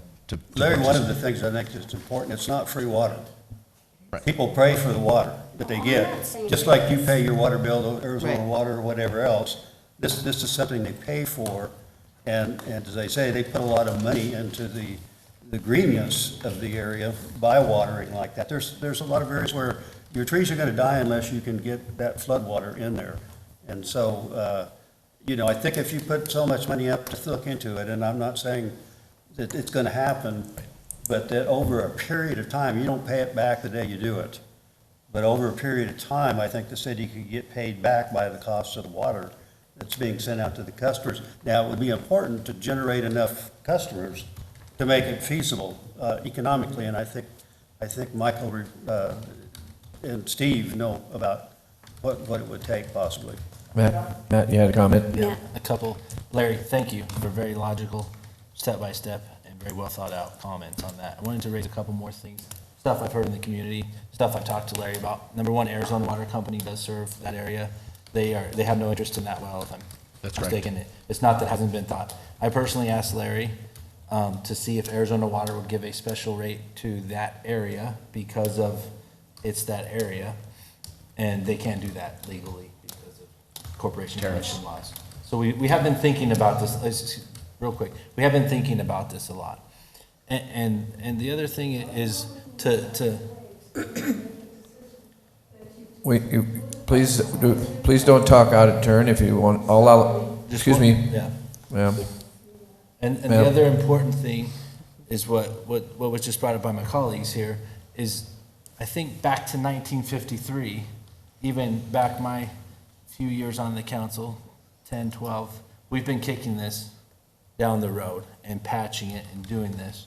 And if we move forward with something, a new well, I think we all agree that that would be the first step if it would get to that. We need a plan to figure out how it's going to be paid for and down the future, because if we want to preserve this area, this evergreen historic area, it needs to have a long-term plan, because this is the biggest part of that area. And I think that's one of the things that hasn't happened before, just like we'll patch it here. And we've done it, and again, I think we did what we thought was right at the time. No one has any malicious intent against this area. I think, we thought, that'll work, and that'll keep it watering and keep the trees, and it hasn't worked, unfortunately. So the thing is getting that plan together about how, and it's interesting, just before this, before a lot of you got here, we had a CFD meeting, which is a real community facilities district over in Villago. Granted, a lot more homes there. And they're assessed for their infrastructure. So something like that, maybe, and I know that gets very complicated legally and whatnot, but, I want to bring it all up because I want people to know how much we have been thinking about this. And I'm not saying it's right, I'm just throwing this out there. Steve's looking at me. But there's certain things we need to figure out the plan for. Steve and I, when Steve was on council, we had a meeting upstairs, I still remember, and I just said, and when you look at this on the surface, fiscally, it doesn't appear responsible, but when you look at the people and you look at the value, that's it. But I do want to say one more thing about the evergreen.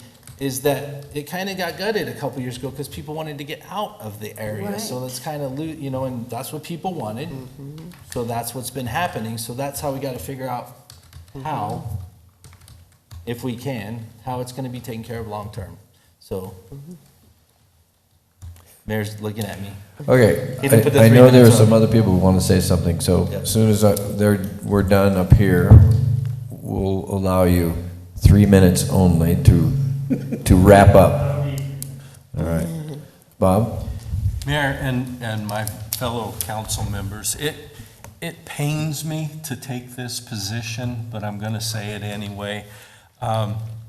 These are good people, and we're all trying to figure out what's best for them. And I agree with that. I hate to do anything that doesn't benefit them. But the fact is that fiscal responsibility is our #1 job. We have to watch out for the resources of the city. And we have 60,000 people in our community. And I find it impossible to support something of this magnitude that is going to benefit only a handful of people. I've heard all the buzzwords, the lush landscaping in the Evergreen District. I know it, I have enjoyed it over the years, but it's personal property. I understand that we call it an asset to the community, but it's an asset to those people. Other people can drive down the street and enjoy it, but it's not a public park. They can't go there and enjoy the grass and the trees and everything. I think that the ordinance that was passed that says that the users of the irrigation have to bear the cost, that's the same in any other HOA, any other community, and we're not looking for ways to supplement those communities. I feel bad for what's going on there, but I don't think I can commit to public funds to try to resurrect this thing. And the wish list of, well, if we build it up and it works properly, maybe more people will come into it. We're not riding a trend of lush landscaping on private residences. We're riding a trend of cutting back, and desert landscaping can conserve water. That's not what new homeowners moving into this area are going to be looking for. I just don't believe that they're going to want to tag on to an irrigation system that there's an expense to, and not only an expense for today and for receiving that water, but if they sign up for it, they're signing up for future repairs and future expansion of that. So, as I said, it pains me. I respect everybody that's in this room right now. I'm listening to them. I feel their pain on this, but I cannot see my way clear to support trying to resurrect this thing. Okay. Thank you. Donna? Just a couple. Larry, clarification, because they had said the last 2 months that they haven't received water. We have not charged them. Is that correct? No. That is correct. They only pay for water when they're actually pay the receiving electricity. water. Okay, but they have, okay. And then the other thing is that several people have mentioned the historic district, and I know that, the Historic Commission has in the past been diligent about making sure that people are in compliance. Because of the landscaping issue, I'm curious, and it probably can't be answered tonight, but I would like to know if anybody has received any kind of non-compliant letter or something because of landscaping, because of this, because I don't think it's fair to those homeowners that might have happened too. So No, maybe we landscaping can is follow not up on part of that. it. Landscaping is not part of that historic district. Okay, so the trees that are dying out and stuff, and I guess that was my question, is that I want to make sure that the citizens You are. can do whatever you want to your landscaping in the Okay, historic thank you. district. Okay, and yeah, excuse me, you're not to talk. Please, I'll give you an opportunity, please, thank you. Okay, so is there any other comments from the council before I allow additional comments? No, you can have them. Okay. I think, Mr. Miller, you had actually waved at me first, so I'll give you the floor. But did he wink?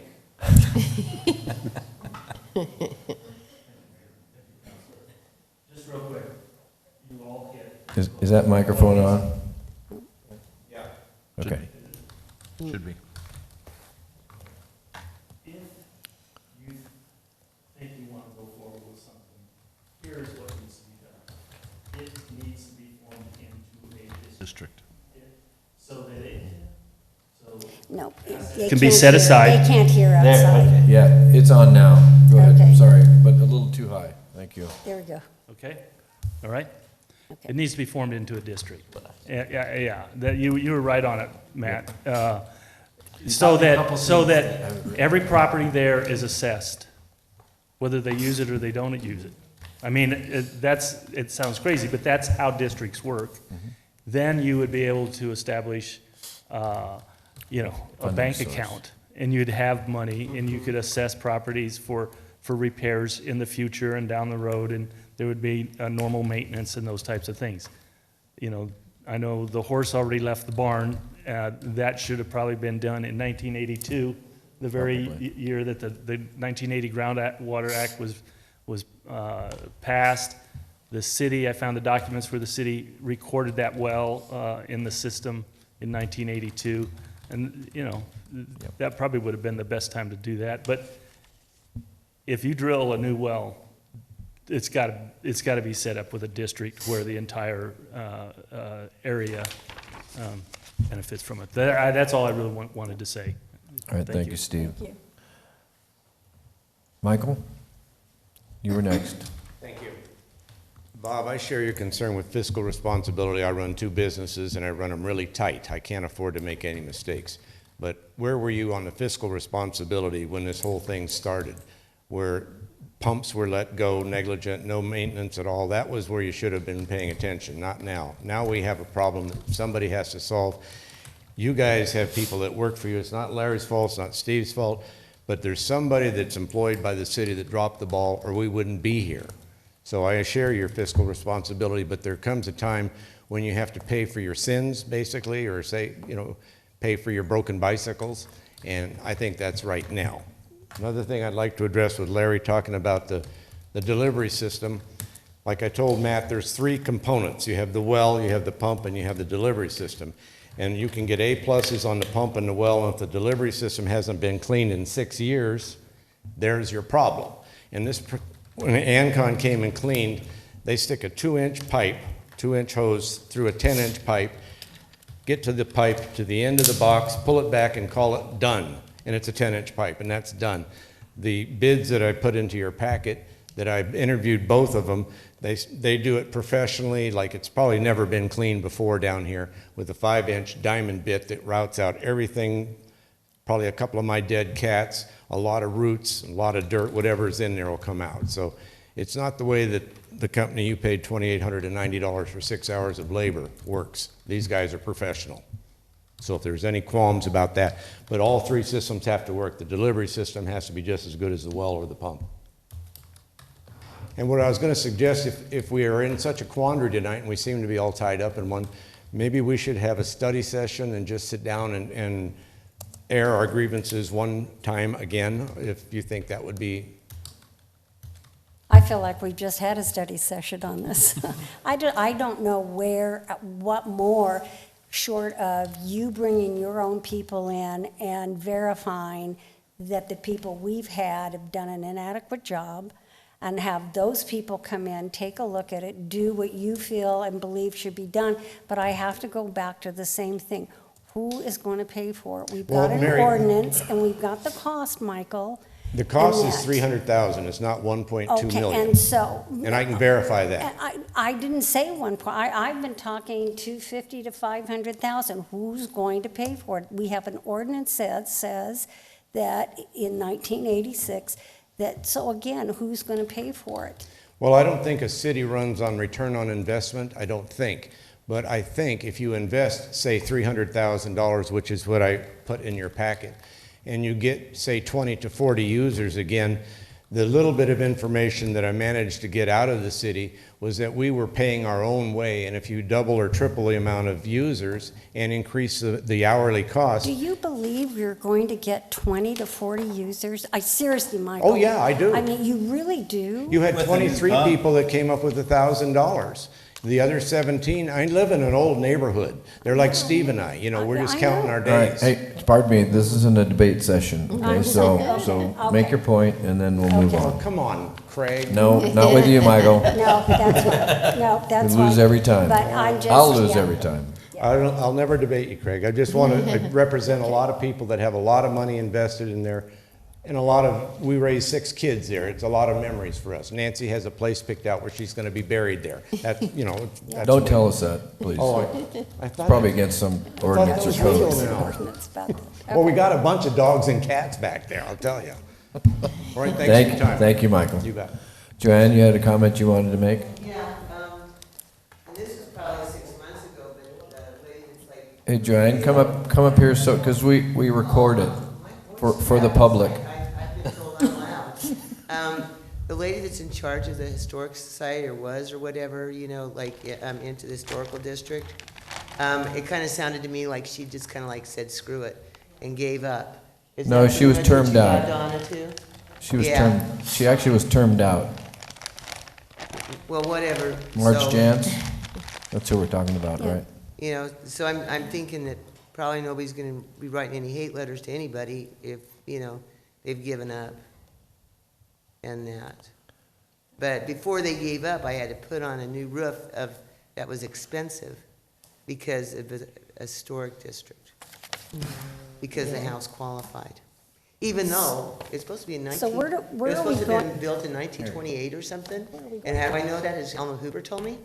But the city can only find when they redid it, you know, when they added on to it, and that was 1945, so I guess it only counts till 1945 or something. I know. Because they can't find the original. I imagine it was one of like farmhouse or something that was out on the farm. Was that Thank what you. it was? Thank you. Lisa? I can make a comment. You know, and I know everyone, you know, is very passionate about this issue, and, you know, I mean, these are your homes, and there's so many memories here, and you're so, you know, we're so torn, and I think we, you know, when we go back, like Mary keeps bringing up the ordinance, and I know, Michael, you're saying that we need to invest, but you're kind of ignoring the ordinance that's there that tells us that, you know, the homeowner should take on some of this cost. And I think the city has done their due diligence. I do believe that we've been working over the last couple of years, but I'm disappointed, though. I really am, and in us and that community, because we have asked for input. We, you know, I know Steve has gotten the word out for, you know, to have these focus groups, and it's disappointing that, and I keep going back to Mrs. Burke, that she has not gotten any correspondence except recently. And so here we can assume that you're going to get 20, 30, 40 users, but no one, you know, we're not getting any input from people. So wait, Michael, wait. And so my concern is, Michael. does this population, kind of what Mr.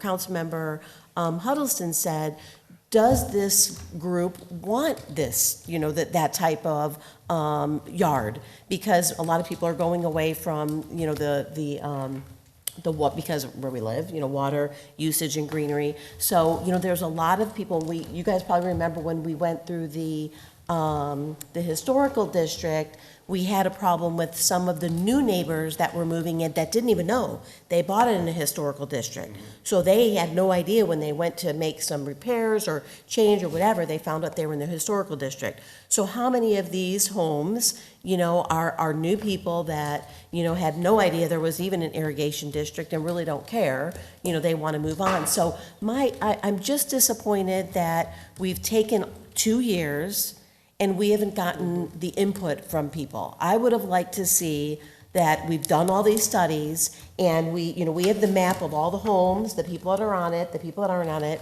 you know, that we haven't gotten feedback from them.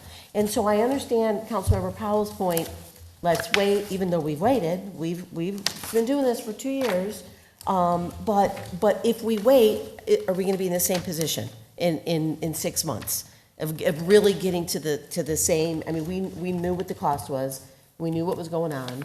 So that's where I'm nervous about putting it off and making that decision. I mean, why haven't we done that already? Yeah. I think we, yeah. Yeah, so I think that we've kind of talked about this really ad nauseum for the last 2 years, and we've really not solved anything. And Mr. Powell said something about adding more customers. I have in my notes here, new well, number of customers, need more customers, CFD, and bonding. Those are the points I have in my notes. Good. And so I don't know that we have looked at bonding possibilities. I mean, you have 44 houses in the district. How much money can you really raise from property tax? And would the residents want to form a CFD? Steve, that's what you're talking about, is a district. It could be a CFD, it could be a water district, you could call it whatever you want. It's going to be a Irrigation special district. of sort. Special district, okay. Right. But it's similar to a CFD. They would have bonding ability, correct? So, I mean, how much could you possibly raise? Mr. Mayor, I don't know. I mean, a couple of questions that I was going to ask, if that's the direction that the council is giving to staff, is to understand if you're wanting us to take the footprint of the homes that are within the service area of the irrigation system, or if you're wanting us to look at the boundaries of the historical district as we look to potentially create that type of a. Yeah, I don't have an answer to that And the only reason I ask that, Mr. Mayor, is that it's my understanding, and I'll ask Steve to correct me if I'm wrong, that there are areas that are within our historic district area that is currently designated by the council that do not have service lines that were once served by the system. Isn't that fair, Steve? Yeah. I have the map here, from the last presentation in 8 Yeah. and 19, and it says 63 potential users. That's right. And so, That's I don't correct. think anyone's brought that up tonight, but 63 was this Potential. old number, Well, potential. and if you did it, you could reinstall lines for irrigation for all those properties. If you set up an irrigation district and then you bond it out over 20 years. I don't know, the question that I have is how much money could you raise? And money, because money's cheap right now. Mr. Mayor, I could not answer that this evening. I mean, I would have to do some level of analysis, have somebody do some level of analysis on it. It could be done, though. It would really depend on what type of a special district was formed. If the group, and again, there's a process to form these districts, which are going to require some level of acceptance on the part of the property owners. As an example, a CFD, let me use that as an example because it's been brought up a couple of times this evening. You would form the boundary, there would be a physical vote that would take place with every one of those property owners. They would agree or disagree to come into the district. Once they came into the district, there would be a process to ultimately create create a financing mechanism, and then thereafter bonds could be let to ultimately purchase the infrastructure. But there's typically some level or some form of a process that gives each property owner an opportunity to agree or disagree with coming into the district. And then there's a threshold as to whether or not the district is formed. And I know that both Mr. Jackson and Mr. Miller and I have had discussions about the probability of that. But again, if that's the direction, we will certainly look into that. Mayor, Matt? that would be, hopefully with the fiscal responsibility part, would be a great thing, personally. And also, the board doesn't have to be this board, right? They could have it like a school board or a fire board, or. That is correct. So they It's could like- have their own. Like That is correct. ED2 or MSIDD. Yeah. That is Yeah, correct. like skater, yeah, Yeah. exactly. Bob? I heard Mr. Raines ask if that's the direction. For me, no, I don't think that's a viable direction to follow. I think the odds of developing a district in an existing neighborhood and getting the amount of votes that would be required to develop that, I think is a pipe dream. I don't think there's any way that'll happen. And if it can happen, I think it should be a grassroots effort. I don't think it should be our council trying to make this happen. I think the folks that need it should float that boat and see if it's promising at all.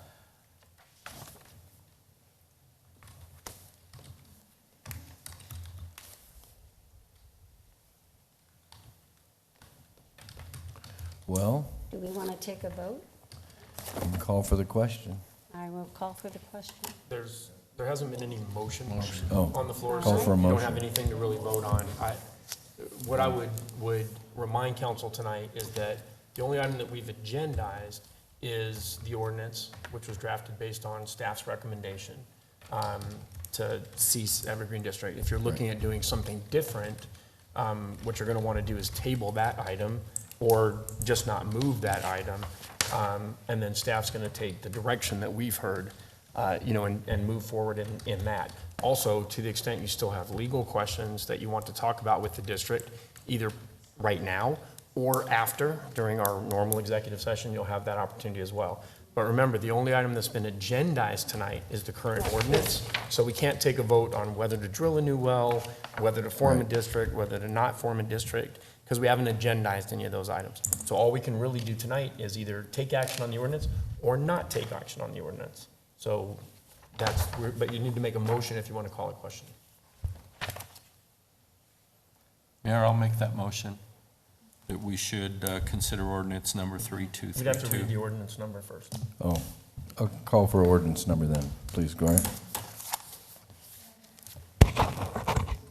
Ordinance number 3232, an ordinance of the council, the city of Casa Grande, Arizona, requiring the cessation of the irrigation services by the city within the Evergreen District, authorizing the city manager to take actions necessary to cease such services, authorizing a partial refund of the assessment authorized by City Ordinance 645.16.1, authorizing the city manager and the finance director to take the actions necessary to refund the assessment. Mayor McFarland, I would move for the passage of ordinance number 3232 with the following comment. I think we've been through this time after time after time. I think we've exhausted the possibilities, and I don't think there's any shame in the city saying we cannot afford to be in the flood irrigation business any longer. I'll second. All right, it's been moved and seconded. Gloria, can I get a roll call vote, please? Councilmember Huddleston. Yes. Councilmember McBride. Yes. Councilmember Herman. I'm going to say no, because we've had some new ideas tonight, and I think we've got even more to look at, so we can exhaust it, because I don't want people to feel that they haven't been heard. Yes. But I do want to say the expediency. I mean, I don't want to kick this 2 more years, and I don't think you guys do either, so no. Councilmember Cortson. Yes.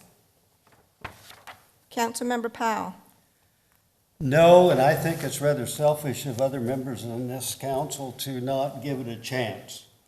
All we're talking about is increasing it. Now, Bob, you and I never agree on anything anyway, so I think you're wrong, and I think you're selfish in what you're doing by not letting this go ahead and have a chance to be done. Mr. Powell, I respect your opinion, but you don't get to chastise me for my vote. No, I get to. I did just now. Yes. No, he just voted no. No, I voted no. Okay, keep going, Gloria. Mayor Pro Tem Fitzgibbons. You know what, I'm gonna vote no. And just because I do, I'm with you, Matt, as far as, I mean, I think I thought going into that, we've been through everything, but I do think that we need to try to contact some more of those homeowners to see what, the ability is for them to get on. So I'm gonna vote no, but I don't wanna drag this out 2 years. Yeah. It needs to be quick. So no for me. Thank Mayor you, Lisa. McFarland. Thank you, Lisa. Before I vote, I do want to say a couple things. One is even if I vote yes tonight and it passes and we end the irrigation program, doesn't mean that it ends the possibility that the Evergreen District could have irrigation. But it really has to be on the homeowners.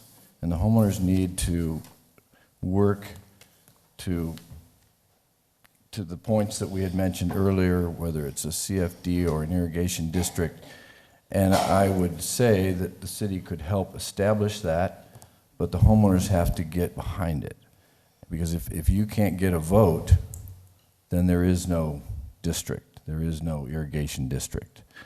And I think that's the critical question that needs to be posed to the residents, because I think it's unfair to put that burden on the rest of the community, the rest of our citizens. And so because of that, I'm going to vote yes. Sorry to hear that, Mayor. So, Sorry to hear that. all right, the next item on our agenda is reports. So I'll start with you, Mr. Powell, and reports. Well, this has been quite an evening, and I feel guilty about not giving these people a chance to move forward. Mr. Powell, I certainly appreciate, and you're going to have the opportunity in the second reading, but we cannot discuss in report items that will be before this council again for a second reading. Do what now? I said, we can't discuss in reports items that will be considered by this council. So while I appreciate the Well, sentiment, my you'll report have is the I'm second not able to opportunity. comment on the irrigation. Order, please. No, I'm done. Okay, Mary? I don't have anything to report right now. Thank you. Okay, Matt? On a lighter note, I wanted to thank staff again for helping set up the youth commission meeting. And we got socially distanced meeting with technology working mostly very well. And the kids, the young people, were very excited to have interaction, be it over the phone or in the room with others. It was really neat to see. And they didn't touch, they were all apart, and I want to assure everyone of that, and it was great. And they are planning on having a shredding day because it was kind of a non-contact anyway, how we had it set up. So we're just going to make sure that it's socially distanced and non-contact. And we're working with First American Credit Union on that as we speak. So something to look forward to. It was very hard for us to plan any sort of activities because we don't know how it's going to happen. So. Do you have a date? No, we're still waiting. That's what we're waiting on right now. Text me, please. Oh, well, yeah, it'll be very well publicized, and I just want to give special thanks to Colin up there in the crow's nest, who runs the AV stuff for us, but it's not his fault it's not working tonight. We know that. But he was a youth commission member, and he helped set up on Saturday and came to the meeting and helped us out a lot, and he's still doing it. So, Right. and now he works part-time, working for the city, doing that stuff, and going to CAC, learning his skills. So, thanks, Colin. Donna? Just a couple positives. Congratulations to Community Services and Brian Kramer for the award that they received on the Carr McNatt Park. CB did a great job on that video, and that was really good for our community. And then I also just wanted to publicly thank Barbara and Stanley Davis. We received an email from them regarding 504B shift for their help with a medical emergency. And I think it was really nice that they took the time to get all the people's names that were working that shift and to thank them publicly to us. And sometimes they don't hear that enough, so I just wanted to thank them for doing that. That's it. No report, Mayor. I'll be attending the CAG meeting this Wednesday evening, and I'll report back of anything that affects the city. All right, we'll have fun at that. Thank you. Lisa? I just wanted to kind of update everyone on, I know last council meeting, we talked a lot about what was going on with the the homeless, the CG Helps, and all the churches and what's going on. So the Homeless Coalition had a meeting on September 10th, and I'll tell you, there was so much to report in that meeting, as far as the different people. We had people, the police department was there, HOHP, the churches, the library, city, the county. So there are so many things that are going on right now to help those that are in need. The Resource Center saw I think about 140 people during the month. They're open on Monday and Wednesday afternoons. So if you guys know of anyone, they are, providing different laundry love things, meals, hygiene items, and setting up, they have caseworkers for CARA to help with utility and rental assistance. So, pardon me? Post boxes too for mail? Yes, yep, they have the mail for the homeless. So, there's, as all of these people are saying, there's a huge demand right now. There's a lot of people that are suffering, a lot of people that are homeless, even though they, might be living with someone in their home, they might not be in the park, but a lot of people are struggling. So, of course, I'm excited to see that we have allocated some of our funds, the CARES money to these agencies, and they're definitely using them. The police department is doing a lot. They have a police foundation, and they've used pretty much all of their funds. They don't have anything. So if anyone wants to donate to a great organization that's helping, the homeless population, the police foundation is doing that, with their police officers, and Wendy Edwards is the one coordinating that. So, but there's just so much. The churches are doing a lot. What is the name of the Community Bridges? Not Community Bridges. What's the organization? I've lost my thought. CBI, yeah, Community Bridges. It just amazes me what these guys do. I mean, they're going out in the field and talking to homeless and providing services and trying to get them caseworker, showers, counseling, and they're saying that there is definitely a rise in people with mental health, opioid, alcohol addiction, and they're seeing a lot of older people. It's happening too, as well as the very younger people. So there's just a lot going on, and of course, the church. I'm really losing my train of thought. The Lighthouse. Thank you, Mayor.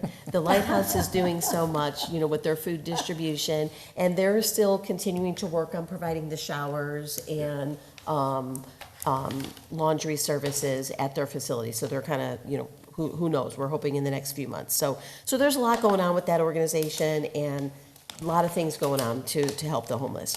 So, and lastly, the census, we're in our last week. So next week, September 30th, so I'm really begging people to get on and take the census. The Pinal County numbers are kind of low, 56.8%, Casa Grande's at 61.8%, the United States is at 65.8%, and Arizona's at 62%.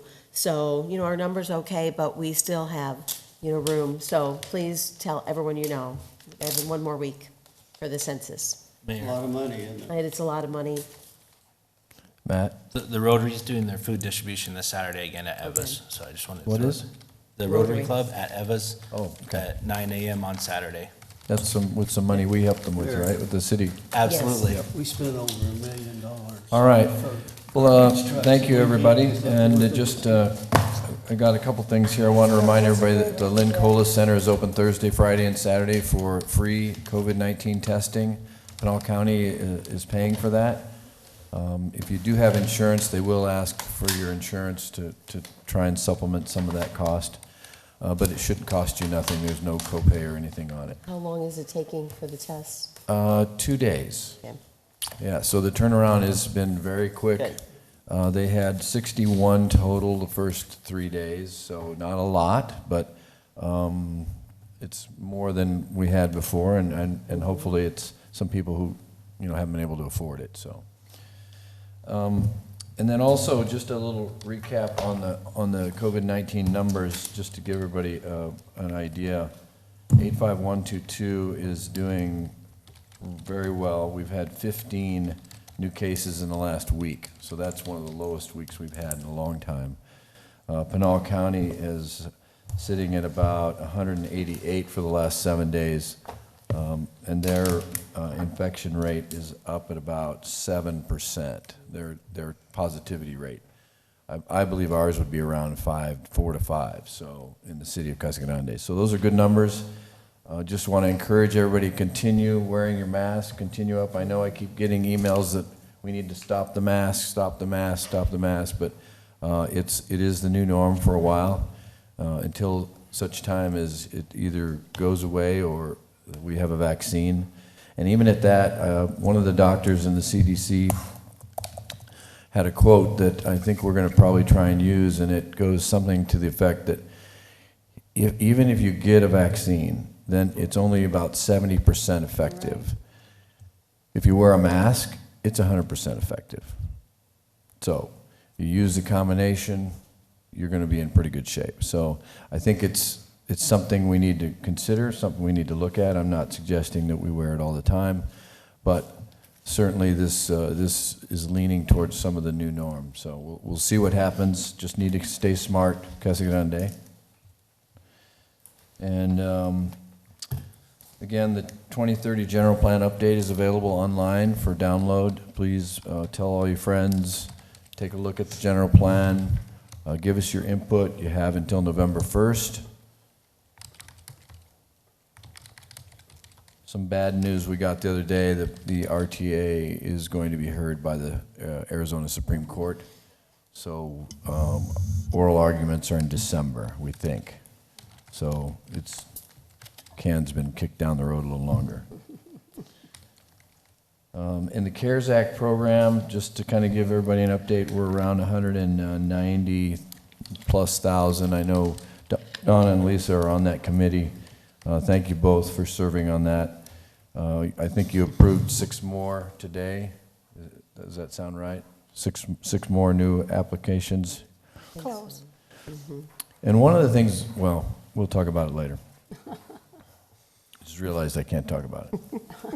Electric light tour packets are available online.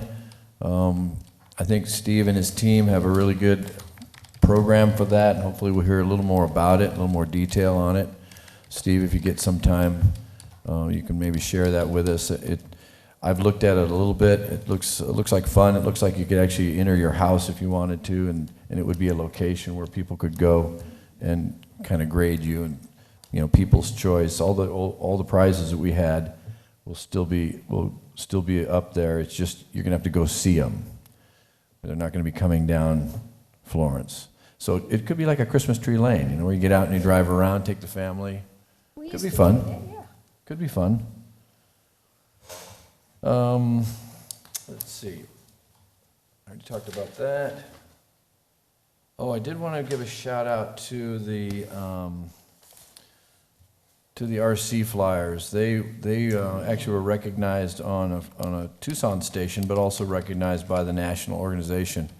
And literally, I guess it's kind of like the trifecta or the triple crown of radio cars. I think if you saw the paper, it was in the paper as well. But they won the Award of Excellence out of 24,000 clubs in the United States. They won the Award of Excellence, they won the Gold Level Leader, and they also won the AMA's Club of the Month. So all at the same time. So great job to one of their founders, Alan. He lives this stuff, and I tell you what, if you ever want a PR guy, you should hire him, because he gets more press time than anybody I know. Let's see. That's probably enough. Come on. Gotta have one more thing. No, I'll end on that. So just thank you to everybody, and I am going to be out of town for the next couple of weeks. So if you need some signatures, Lisa is your gal. Right. All right. So, I'm ready. Give her the gavel. Yeah, so I guess we're going to go into executive session. Right, and Mayor, before we have a motion to move into executive session, I just want to remind, we had put 2 items on, but since you've already taken action on the Evergreen irrigation system, there'll only be 1 item on for executive session tonight. Okay. I'll entertain a motion to go into exec. So move. Second. Moved and seconded. All those in favor signify by saying aye. Aye. Aye. Any opposed? Okay, we are in executive session.